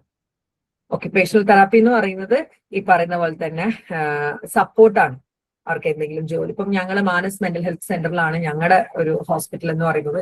അവിടെ ആണെങ്കിൽ ഒക്യുപേഷണൽ തെറാപ്പി ആയിട്ട് അവിടുത്തെ പേഷ്യൻസിനെ കൊണ്ട് ഈ മെഡിസിൻസിന്റെ കവർ ഇല്ലേ, ഇവിടെ തലക്കുളത്ത് ഹെൽത്ത് സെന്ററിലെ മെഡിസിൻസിന്റെ cover, Kozhikode silky bedding, top most ഇവിടെയൊക്കെയുള്ള പേപ്പർ ബാഗ്സ് ഉണ്ടാക്കുന്നത് മാനസ് എന്നാണ്. അത് അവർക്കൊരു ചെറിയ വരുമാനം, അതുപോലെ തന്നെ അവരുടെ ഫങ്ഷനിങ് ഇംപ്രൂവ് ചെയ്യിക്കാൻ, ഒരു ഇൻഡിപെൻഡൻസ് കൊണ്ടുവരാൻ വേണ്ടിയിട്ടാണ് ഒക്യുപേഷണൽ തെറാപ്പി കൊടുക്കുന്നത്. Coming to Q, quality of life ആണ്. Identify what gives life. എന്താണ് നമ്മുടെ ജീവിതത്തിന് മീനിങ് തരുന്ന കണ്ടെത്തി അതിലേക്ക് ഇറങ്ങുക. ചില ആളുകൾക്ക് ചിലപ്പോൾ പാട്ട് കേൾക്കുന്നതായിരിക്കും, ചിത്രം വരയ്ക്കുന്നതായിരിക്കും, ഫാമിലിയോടൊപ്പം ഇരിക്കുന്നതായിരിക്കും, കുക്ക് ചെയ്യുന്നതായിരിക്കും. എന്താണ് അവരുടെ ലൈഫിൽ മീനിങ് കണ്ടെത്തുന്നത് അതിലേക്ക് തിരിച്ചവരെ കൊണ്ടുവരാൻ പറ്റണം. റിലേഷൻഷിപ്പ് ആയിക്കോട്ടെ, സ്പിരിച്വാലിറ്റി ആയിക്കോട്ടെ, അവിടെ ആർട്സും കമ്മ്യൂണിറ്റിയും ഒക്കെ നമുക്ക് യൂസ് ചെയ്യാവുന്നതാണ്. അവിടെ ഒരു പേഷ്യന്റ് ലെഡ് ഗോൾസ് എന്നാണ് നമ്മൾ പറയാം. അവിടെ അവരെ സോഷ്യൽ ഫങ്ഷൻസ് ഇംപ്രൂവ് ചെയ്യുക എന്നുള്ളതാണ് മെയിൻ ആയിട്ടുമുള്ള കാര്യം. കാരണം പലരും ഒതുങ്ങി കൂടിയിട്ടുണ്ടാവും. കാരണം പലരും നമ്മുടെ അടുത്ത് എന്താ മാനസിക രോഗമാണ്, അതുകൊണ്ടാണ് സൈക്കോളജിസ്റ്റ്, ഇതുകൊണ്ടാണ് പലരും നമ്മുടെ അടുത്ത് പോലും എത്താത്തത്. ആ ഒരു ബയാസ് ഒക്കെ ഒഴിവാക്കി അവരെ ചേർത്ത് പിടിക്കാൻ നമ്മളെ കൊണ്ട് പറ്റണം. ആരും ജനിക്കുമ്പോഴേ മാനസിക രോഗ്യം ചുറ്റുപാടാണ് അങ്ങനെ ആക്കി തീർക്കുന്നത്. നമുക്കുണ്ട് responsibility. Coming to R rehabilitation ആണ്, പുനരധിവാസം. അവിടെ ലോങ് ടേം ഡിസബിലിറ്റി ഉള്ളവർക്കാണ് ഈ റീഹാബിലിറ്റേഷൻ. അവിടെ സിവിയർ മൂഡ് സൈക്കോസിസ് ഉള്ളവർക്കാണെങ്കിൽ സ്റ്റാഫ് സെറ്റിംഗ്സ് വെച്ചിട്ടുള്ള റീഹാബ്. ഇപ്പോൾ ഞങ്ങളുടെ Manas centre kind of rehab ആണ്. അതായത് അവിടെ സൈക്കോസിസ് ഉള്ളവരാണ് പലരും. വീടുകളിൽ അവരെ കൊണ്ടുപോകാനും നോക്കാനും ഒന്നും ആളില്ലാത്തവരാണ്. അപ്പൊ കൈൻഡ് ഓഫ് റീഹാബ് ആണ് അവർക്ക്. അവിടെ ലോങ് ടേം ആയിട്ട് ഡൈവേഴ്സ് സെറ്റിംഗ്സ് സ്റ്റാഫ്സ് യൂസ് ചെയ്ത് അവിടെ സൈക്കാട്രിക് സോഷ്യൽ വർക്കർ ഉണ്ട്, സൈക്കാട്രിക് നേഴ്സ് ഉണ്ട്. ഞങ്ങളുടെ കുട്ടികൾ അവിടെ പോവാറുണ്ട്. അവരെ റീഹാബ് ചെയ്യുക എന്നുള്ളതാണ്. അവിടെ improve social and daily functioning ആണ് മെയിൻ ആയിട്ടും ഉദ്ദേശിക്കുന്നത്. കമ്മിങ് ടു എസ് സർജറി ആണ്. ചില കേസിൽ നമ്മളെ നാടുകളിൽ അധികം ഇല്ല, പക്ഷെ പുറത്തൊക്കെ ആണെങ്കിൽ OCD അങ്ങനത്തെ ചില കാര്യങ്ങൾക്ക് ഭയങ്കര OCD നിങ്ങൾ പറയുന്ന പോലെ തന്നെ വൃത്തിയല്ല കേട്ടോ. OCD നിങ്ങൾ ഈ പറയുന്ന കുറച്ച് വൃത്തി കൂടിയ OCD. No, it's not like that.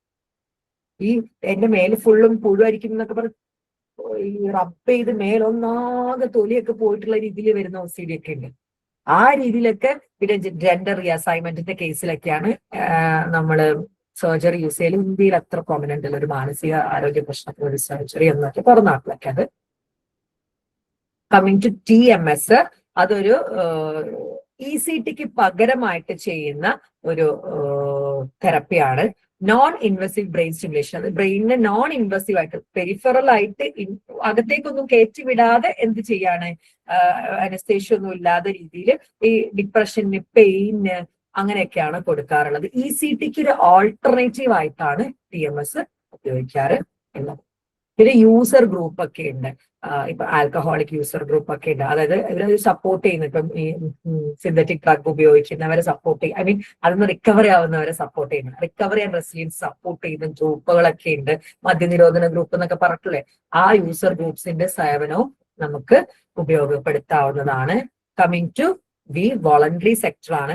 Mental health awareness ഉണ്ടാക്കുക, ഫണ്ടിങ്, അങ്ങനത്തെ കാര്യങ്ങളൊക്കെയാണ്. ഇപ്പൊ ഞാനൊക്കെ ആണെങ്കിൽ ഫണ്ടിങ് ചെയ്യാറുണ്ട്. മാനസിലേക്കാണ് നമ്മളെ സ്റ്റുഡൻസ്, നമ്മളെ ഇന്റേൺഷിപ്പിൽ വന്ന എല്ലാ സ്റ്റുഡൻസും ഒരു നേരത്തെ ഭക്ഷണം, അതായത് ഒരു ബാച്ച് ഒരു നേരത്തെ ഭക്ഷണം. ആൻഡ് എന്റെ 21 ബാച്ച് ഓൺലൈൻ സ്റ്റുഡൻസ് 50 കസേരയാണ് ഞങ്ങൾ മാനസിലേക്ക് ഫണ്ട് എടുത്തിട്ട് മേടിച്ചു കൊടുത്തിട്ടുണ്ടായിരുന്നത്. അവിടെ ഒരു കമ്മ്യൂണിറ്റി റിസോഴ്സ്, സ്റ്റിഗ്മ, ഐസൊലേഷൻ ഒക്കെ ഒഴിവാക്കുക എന്നുള്ളതാണ് മെയിനായിട്ട്. ഏത് ബാച്ച് വന്നാലും ഒരു നേരത്തെ, ഇപ്പൊ എന്റേതാണെങ്കിലും എന്റെ ബർത്ത്ഡേ, എന്റെ ഹസ്ബൻഡിന്റെ ബർത്ത്ഡേ, എന്റെ മക്കളുടെ ബർത്ത്ഡേ, ഞങ്ങളുടെ ആനിവേഴ്സറീസ്, ഇപ്പൊ എന്റെ ഉമ്മ റീസെന്റ് ഹജ്ജിന് പോകാൻ നിൽക്കാണ്. അപ്പൊ ഉമ്മ ഹജ്ജിന് പോകുന്ന സമയം ഇതൊക്കെ ഞങ്ങൾ വിശേഷ ദിവസങ്ങളൊക്കെ ഞങ്ങൾ മനസ്സിലാണ് ചെലവഴിക്കാറുള്ളത്. കാരണം അതൊക്കെ ഉള്ളവർക്ക് ആരും ഇല്ല. രാവിലെ ആവുന്നു, രാത്രി ആവുന്നു, ഇതിനിടയ്ക്ക് ഭക്ഷണം കഴിക്കുന്നു, ടോയ്ലറ്റിൽ പോകുന്നു, അങ്ങനത്തെ കാര്യങ്ങൾ മാത്രമേ ഉള്ളൂ. നമ്മൾ പോകുമ്പോഴാണ് എന്നൊക്കെ കണ്ടാൽ എന്ത് സന്തോഷമാണെന്ന് അറിയോ. ഞാൻ ഓടിയെത്താൻ ശ്രമിക്കുന്ന ഒരു സ്ഥലമാണ് മാനസ്. കാരണം ഭയങ്കര ഒരു അറ്റ്മോസ്ഫിയറും കൂടി ആട്ടോ, ഒരു പോസിറ്റീവ് ഫീല് കിട്ടുന്ന സ്ഥലമാണ്. അവിടെ കുറച്ച് മനുഷ്യന്മാര്. അപ്പൊ ഞാൻ എപ്പോഴും ചാരിറ്റി വൈസ് ഒക്കെ ആണെങ്കിൽ അവിടേക്കാണ്. കുട്ടികളെ എൻകറേജ് ചെയ്യും, ഞാനും ചെയ്യാറുണ്ട്. So it's like voluntary sector ആണ്. അവിടെ മെഡിസിൻ കഴിച്ചുകൊണ്ടിരിക്കുന്ന പേഷ്യൻസ് ആണോ? എല്ലാരും മെഡിസിൻ കഴിച്ചോണ്ടിരിക്കുന്നു. വയലന്റ് ആയാലൊക്കെ ഉള്ള അതൊക്കെ അതിനൊക്കെ ഉള്ള പേഷ്യൻസ് ഉണ്ടായില്ല. എടാ ഞങ്ങള് കംപ്ലീറ്റ് അസസ്മെന്റ് എടുത്തിട്ട് വയലന്റ് ആവുന്നവരെ എടുക്കില്ല. അങ്ങനെ എന്തെങ്കിലും കാണിക്കുകയാണെങ്കിൽ നമ്മള് ഡിസ്ചാർജ് ചെയ്ത് വിടും. അപ്പൊ ഇവര് ഇൻസൈറ്റ് സെല്ലൊന്നും ഇല്ലടാ. അവിടെ കുഴപ്പമൊന്നുമുള്ള പേഷ്യൻസിനെ അഡ്മിറ്റ് ചെയ്യാറില്ല. കുറെ വർഷമായിട്ട് മെഡിസിൻസ് അയക്കുന്ന സ്റ്റഫ് ചെയ്ത് വെച്ച പാവകളെ പോലെ ഉണ്ടാവും. ഒന്നുമില്ല. ചിലവരൊന്നും മിണ്ട പോലില്ല. നെഗറ്റീവ് സിംറ്റംസിലേക്ക് പോയിട്ടുണ്ടാവും. കുറച്ചു പേരെ മിണ്ടത്തുള്ളൂ. അല്ല മാം, അപ്പൊ ഇവര് ഇൻസൈറ്റ് ഇല്ലാത്തതുകൊണ്ട് തന്നെ മെഡിസിൻ സ്വയം എടുത്ത് കഴിക്കോ? ഇല്ല, സൈക്കാട്രിക് നേഴ്സ് അതിനാണ് അവിടെ ഉള്ളത്. എല്ലാം അതല്ല, അവിടെ സൈക്കാട്രിക് നേഴ്സ് ഉണ്ടല്ലോ. ഉച്ചയാകുമ്പോ എല്ലാവർക്കും ഉള്ള മെഡിസിൻ ഡബ്ബയിൽ ഇട്ട് വെച്ചിട്ടുണ്ടാവും. അതത് ആളുകളുടെ കയ്യിലെടുത്ത് അവർ കുടിച്ചെന്ന് ഉറപ്പാക്കിയിട്ടേ പോകത്തുള്ളൂ. അപ്പൊ മാം അവർക്ക് വീട്ടില് സ്റ്റേ ചെയ്യാൻ പറ്റൂല? മെഡിസിൻസ് അവിടുന്ന് വീട്ടിൽ നിന്ന് കഴിച്ചാൽ പോരെ? ആരും നോക്കാനുണ്ടാവില്ലടാ. കല്യാണം കഴിച്ചിട്ടുണ്ടാവില്ല. ഈ കല്യാണം കഴിച്ചാണെങ്കിൽ ഭാര്യക്കും മക്കൾക്കും നോക്കാൻ പറ്റുന്നുണ്ടാവില്ല. അവിടെ ചിലവരൊക്കെ ഭയങ്കര റിച്ച് ആണ്, ആർക്കും വേണ്ട. നമ്മളൊക്കെ അത് തന്നെ അവസ്ഥ. നമുക്ക് വകതിരിവ് ഉണ്ടാകുമ്പോഴേ എല്ലാവർക്കും നമ്മളെ വേണ്ട. ഇത് പോയി കഴിഞ്ഞാൽ ആർക്കും നമ്മളെ വേണ്ട. നമ്മൾ അച്ഛനും അമ്മയും ആയിക്കോട്ടെ, മക്കളായിക്കോട്ടെ, മൊത്തത്തിൽ പോയി കഴിഞ്ഞാൽ ആർക്കും നമ്മളെ ചില സിമ്പതി കിട്ടാത്ത ഒരേ ഒരു രോഗം മാനസിക രോഗം. അവന്റെ അഹമ്മദിയാണെന്നാ പറയാം. അതുകൊണ്ട് തന്നെ ഞാനൊക്കെ എന്റെ മക്കളെ ഞാനിപ്പോ എപ്പോഴും എന്ത് പ്രോഗ്രാംസിന് മക്കളെയും കൂടെ കൊണ്ടുപോകും. മാനസ് അവർക്ക് ശരിക്കും അവരുടെ വീട് പോലെ. എനിക്ക് എന്റെ മക്കളോട് എനിക്ക് കൂടുതൽ കാര്യങ്ങളൊന്നും പറയാനോ ചെയ്യാനോ. എനിക്ക് ആകെ പറയാനുള്ളത്, മനസ്സിൽ നിങ്ങൾ എപ്പോഴും എന്റെ കാലശേഷവും മനസ്സിൽ നിങ്ങളൊരു കൈത്താങ്ങാകണം എന്നുള്ളത് മാത്രമേ എനിക്ക് പറയാനുള്ളൂ.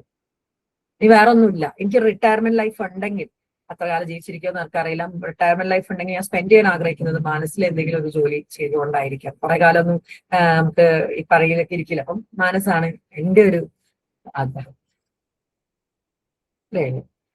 ഓക്കെ, കമ്മിങ് ടു മാം, അവിടെ ആണ്. എങ്ങനെ പേയ്മെന്റ് ഉണ്ടോ? എടാ, പേയ്മെന്റ് കൊടുക്കാൻ പറ്റുന്നവരോട് തരാൻ പറ്റുന്നവരോട് നമ്മൾ മന്ത്ലി ഒരു പേയ്മെന്റ് മേടിക്കാറുണ്ട്. പലർക്കും തരാൻ പറ്റാറില്ല. അതൊക്കെ നമ്മളെ ചാരിറ്റി ബേസിലാണ് പോകുന്നത്. എല്ലാവരും മെഡിസിന് ഫണ്ട് കൊടുക്കുന്നവരുണ്ട്. എൻ്റെ ഒരു സ്റ്റുഡന്റ് ഉണ്ട്, സൗമ്യ മന്ത്ലി 10,000 rupees ആണ് അവിടെ മെഡിസിനിലേക്ക് കൊടുക്കാറുള്ളത്. 10,000 rupees മന്ത്ലി. ഇവിടെ എൻ്റെ അടുത്ത് ഇന്റേൺഷിപ്പിന് വന്നിട്ട് അവള് കൊടുക്കാൻ തുടങ്ങിയതാണ്. ആൻഡ് കുറെ പേരുണ്ട്. ഇപ്പൊ മുഫീദ ഒക്കെ എടുത്ത് പറയുന്ന കുറെ പേരുണ്ട്. എനിക്ക് അവിടെ ഭക്ഷണം, ഇപ്പം ലിജിയുടെ ഒക്കെ, ഇപ്പം അവരുടെ മക്കളുടെ ഒക്കെ ബർത്ത്ഡേ ഒക്കെ ഒരുപാട് പേര് ഓർമ്മയിൽ വരുന്ന മാത്രമല്ല, അവരുടെ മക്കളുടെ ഒക്കെ ബർത്ത്ഡേ ആകുമ്പോൾ വിളിക്കും. ഒരു നേരത്തെ ഭക്ഷണം 4,500 രൂപ to 5,000 രൂപ. സ്പെഷ്യൽ ഫുഡാണെങ്കിൽ 5,000 രൂപ, അല്ലെങ്കിൽ 4,500 രൂപ മാത്രമാണ് വരുന്നത്. ഞാൻ എൻ്റെ ഒക്കെ കാലങ്ങളായി അവിടെ തന്നെയാ. വേറെ രസാ അവരുടെയൊക്കെ ജീവിതത്തിൽ ഒരു ദിവസം ഒരു ഭാഗമാവാൻ പറ്റുക. വെയിറ്റ് ലോസ് ഇമ്പോർട്ടന്റ് ആണ്. ഇപ്പൊ ഡിപ്രഷൻ, ഡിമെൻഷ്യ, സൈക്കോസുകൾ, വെയിറ്റ് കൂടുമ്പോൾ വെയിറ്റ് ലോസിന് എക്സസൈസ് കാര്യങ്ങളൊക്കെ ഇമ്പോർട്ടന്റ് ആണ്. വെയിറ്റ് ലോസും ഒരു ഘടകം തന്നെയാണ് മാനസിക രോഗ ചികിത്സയില്. Coming to exercise, very important ആണ്. മാനസിക പ്രശ്നങ്ങൾ എന്റെ എല്ലാ മനസ്സ് എന്ന് പറയുന്നത് ഒരു ചാരിറ്റബിൾ ട്രസ്റ്റ് ആണ്. Manas centre for mental health, അതൊരു ഗവൺമെന്റ് രജിസ്റ്റേർഡ് ആയിട്ടുള്ള NGO ആണ്. അതായത് ഒരു ട്രസ്റ്റ് ആണ്. അത് ടാംടൺ അബ്ദുൽ അസീസ് കോഴിക്കോടിലെ പ്രമുഖ വസ്ത്രവ്യാപാരി ആയിരുന്നു. അദ്ദേഹത്തിന്റെ മകൻ സ്കിസോഫ്രീനിക് ആയിരുന്നു, മരണപ്പെട്ടു പോയി. അതിന്റെ ഓർമ്മയാർത്ഥം അദ്ദേഹം ഒരു തുടങ്ങി വെച്ചതാണ് മാനസ്. പിന്നെ കേരളത്തിലെ പ്രമുഖരായിട്ടുള്ള പല ആളുകളും അതില് ജോയിൻ ആയിട്ട്. ഇപ്പൊ ഞാൻ അവിടുത്തെ, എനിക്ക് തോന്നുന്നു എന്നെയാണ് അവിടെ ഏറ്റവും പെട്ടെന്ന് തന്നെ എക്സിക്യൂട്ടീവ് മെമ്പറിലേക്ക്, ഞാൻ അവിടെ വെറും 2 വർഷമായിട്ടുള്ളൂ ഞാൻ എക്സിക്യൂട്ടീവ് മെമ്പറാണ്. അങ്ങനെയൊക്കെയാണ് പോകുന്നത്. കൊടതർന്നൊക്കെ ഉണ്ട്. മാം, അവിടുത്തെ പേഷ്യൻസിനെ ഏത് ഡോക്ടറാണ് കൺസൾട്ട് ചെയ്തുകൊണ്ടിരിക്കുന്നത്? 4 ഡോക്ടേഴ്സ് ആണ് ഞങ്ങൾക്ക് ഉള്ളത്. OV വാസുദേവൻ സാർ ഉണ്ട്, നമ്മുടെ സിദ്ദീഖ് ഹസൻ സാർ ഉണ്ട്, പിന്നെ മോഹൻ സുന്ദർ സാർ ഉണ്ട്, പിന്നെ ഒരു ഡോക്ടറോട് 4 ഡോക്ടേഴ്സ്. മാസത്തിൽ ഒരു വട്ടം അവര് വരും. 2-ാം തീയതിയാണ് വരിക. അത് കൂടാതെ DMHP ഉണ്ട്, ഡിസ്ട്രിക്ട് മെന്റൽ ഹെൽത്ത് പ്രോഗ്രാം. അത് ഗവൺമെന്റിന്റേതാണ്. തലക്കുളത്തൂർ സെന്ററിലുണ്ട്. അവിടെ സൈക്കാട്രിസ്റ്റ് വരുമ്പം അവിടെയും കൊണ്ടുപോകും. ഇങ്ങനെയാണ് വരുന്നത്. പിന്നെ മാറ്റങ്ങൾ വരുന്ന രോഗികളെ കൃത്യമായിട്ട് ഡിസ്ചാർജ് ചെയ്യാറുണ്ട്. പിന്നെ ശാരീരിക അസ്വസ്ഥത ഉള്ളവരെ ഡിസ്ചാർജ് ചെയ്ത് വീട്ടിലേക്ക് പറഞ്ഞാൽ, കാരണം ഇവിടെ ഒരു റീഹാബ് സെന്റർ ആണല്ലോ. അപ്പം ശാരീരിക അസ്വസ്ഥത ഉള്ളവരൊന്നും വെച്ചിരിക്കാൻ വേണ്ടി പറ്റാറില്ല. അപ്പൊ അവരെ വീട്ടിലേക്ക് പറഞ്ഞയക്കാറുണ്ട്. പിന്നെ നിർബന്ധമായിട്ടും 2 വട്ടം വീട്ടിലേക്ക് കൊണ്ടുപോകണം. മുസ്ലിംസ് ആണെങ്കിൽ 2 പെരുന്നാൾക്ക്, ഹിന്ദുസ് ആണെങ്കിൽ വിഷുവിനും ഓണത്തിനും, അതുപോലെ ക്രിസ്ത്യൻസ് ആണെങ്കിൽ ഈസ്റ്ററിനും ക്രിസ്മസിനും നിർബന്ധമായിട്ട് വീട്ടിൽ കൊണ്ടുപോയിക്കണം. അതൊക്കെ ക്ലോസ് ഉണ്ട്. ഒരുപാട് പേരുണ്ട്. അവിടുത്തെ ആദ്യത്തെ ഒരു സെക്യൂരിറ്റി ഒക്കെ ഉണ്ടായിരുന്നു. പുള്ളിക്കാരനൊക്കെ മാറ്റം വന്നപ്പോൾ അവിടെ കുറച്ച് മാറ്റം വന്നവർക്ക് അവിടെ തന്നെ ജോലി കൊടുക്കും. സെക്യൂരിറ്റി ആയിട്ട് ജോലി കൊടുക്കും, പിന്നെ വേസ്റ്റ് മാനേജ്മെന്റിനൊക്കെ ജോലി കൊടുക്കും. എന്നിട്ട് അതിൽ റിക്കവർ ആയി കഴിഞ്ഞാൽ അവരെ വീട്ടിലേക്ക് പറഞ്ഞു. ഇപ്പം അവിടുത്തെ പണ്ടത്തെ സെക്യൂരിറ്റി തൊഴിലുറപ്പൊക്കെ എടുത്ത് കുഴപ്പമൊന്നും ഇല്ലാണ്ട് ജീവിച്ചു പോകുന്നുണ്ടാവും. എക്സസൈസ് വെരി ഇമ്പോർട്ടന്റ് ആണ്. അതിപ്പോ ജിമ്മിൽ പോയിട്ട് വെയിറ്റ് ലിഫ്റ്റ് ചെയ്യണമെന്നൊന്നും പറയുന്നില്ല. ഒരു 15 മുതൽ അരമണിക്കൂറുള്ള നടത്തം പോലും വളരെ റെലവെന്റ് ആണ്. കമ്മിങ് ടു യോയോ എന്ന് പറയുന്നത് EMDR, ഓൾസോ തെറപ്പി. അവിടെ CBTയുടെയും ഡ്രഗ്സിന്റെയും ഒക്കെ കൊടുക്കുന്നതാണ്. ഐ മൂവ്മെന്റ് ഡിസെൻസിറ്റൈസേഷൻ എന്നാ പറയാ, അതായത് PTSD പോലെയുള്ള കാര്യങ്ങൾക്കാണ് കൊടുക്കാറുള്ളത് EMDR എന്ന് പറയുന്നത്.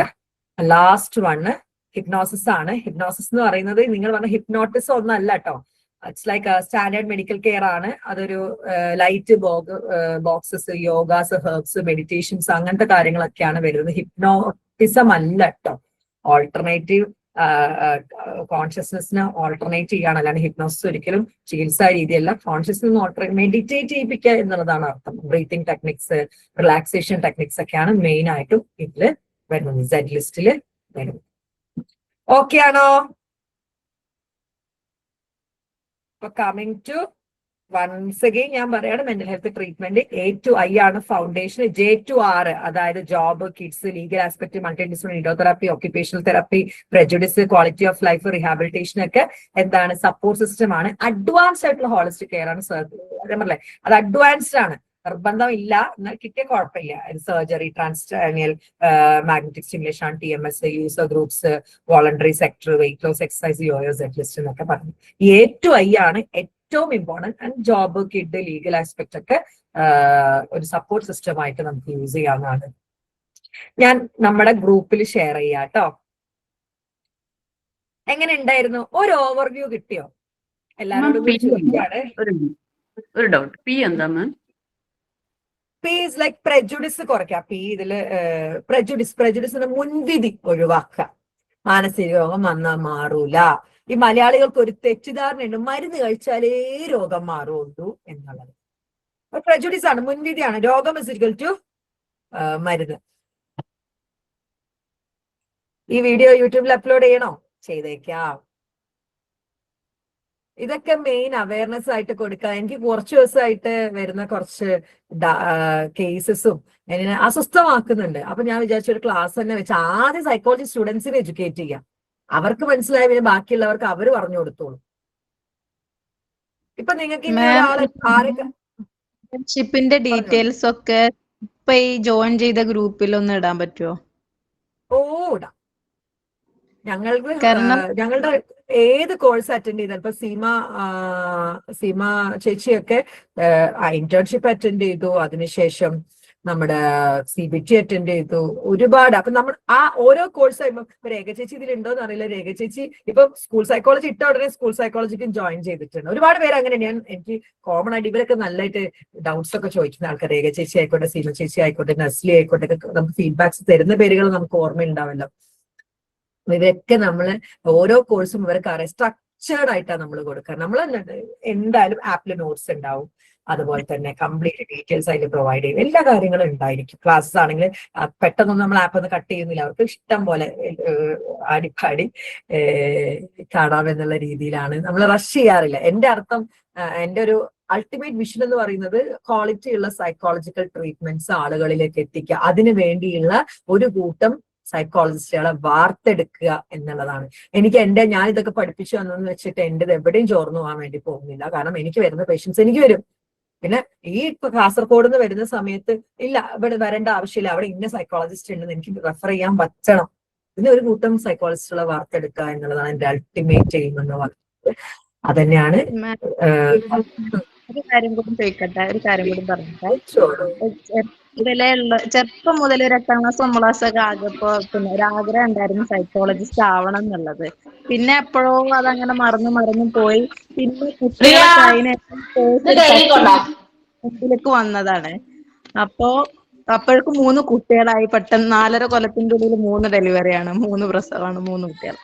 അപ്പോ എന്തെങ്കിലുമൊക്കെ ചെയ്യണം എന്ന് വിചാരിച്ചിട്ട് സൈക്കോളജി പോണ്ട്. അപ്പൊ നമുക്ക് കുട്ടികൾ ഉള്ളതുകൊണ്ട് തന്നെ പുറത്തു പോയിട്ട് ചെയ്യാൻ പറ്റാത്തൊരവസ്ഥ ആയതുകൊണ്ട് അൺഫോർച്ചുനേറ്റ്ലി ഇഗ്നോ സ്റ്റുഡന്റ് ആയിപ്പോയി, അങ്ങനെ വേണം പറയാൻ. കാരണം പക്ഷെ ഇഗ്നോയിലും നല്ല രീതിയിൽ ഞാൻ പറഞ്ഞില്ല, ഇപ്പൊ ഈ സ്കൂൾ സീരിയസ് ആയിട്ട് എടുത്ത് പഠിക്കുന്നവരൊക്കെ തന്നെയാണ് ഇപ്പൊ സ്കൂൾ സൈക്കോളജിസ്റ്റ് ആയിട്ട് ഇഗ്നോ കംപ്ലീറ്റ് ചെയ്തവര് ഹയർ ചെയ്യുന്നുണ്ട്. പക്ഷെ പണി അറിഞ്ഞിരിക്കുക എന്നുള്ളതാണ്. നിങ്ങൾ നിങ്ങളുടെ നോളജ് ഇൻക്രീസ് ചെയ്യാനാണ് ഞാൻ പറയാം. Yes ma'am. അപ്പോ ഇപ്പോന്ന് പറഞ്ഞാല് നമ്മുടെ സ്റ്റുഡൻസിന് അറ്റ്ലീസ്റ്റ് അവർക്ക് ഒരു ഹാമേ ടെസ്റ്റ് എന്താണ്, ഹാംബി ഒരു ഡിപ്രഷൻ എങ്ങനെ ടെസ്റ്റ് ചെയ്യലെന്ന് അറിയാം. ആൻസൈറ്റി എങ്ങനെയാ ടെസ്റ്റ് ചെയ്യലെന്ന് അവർക്ക് അറിയാം. അല്ലെങ്കിൽ ADHD എങ്ങനെയാണ് ടെസ്റ്റ് ചെയ്യുന്നത് അവർക്കറിയാം. കേസ് ഹിസ്റ്ററി എങ്ങനെ എടുക്കുക എന്നുള്ള അവർക്കറിയാം. MSc എങ്ങനെ എടുക്കുക എന്നുള്ള CBT ആണെങ്കിൽ ഓരോ ടൂളും നമ്മൾ എന്തോരം ഡീറ്റെയിൽ ആയിട്ടാണ് അത് നമുക്ക് ഓൺലൈൻ ആയിട്ടും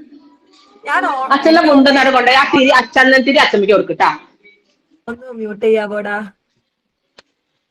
ഇപ്പൊ നിങ്ങൾക്ക് ഓൺലൈൻ ആയിട്ട് ഫീൽ ചെയ്തോ? അതായത് നമ്മളൊരു ഇന്ററാക്ഷൻ ചെയ്തിട്ട് തന്നെ സംസാരിച്ചത് ഓൺലൈൻ. ഇതുപോലെയാണ് എന്റെ ഓരോ സെഷൻസും, അല്ലാതെ പ്രീ റെക്കോർഡഡ് സെഷൻസ് ഞങ്ങൾക്ക് ഇല്ല.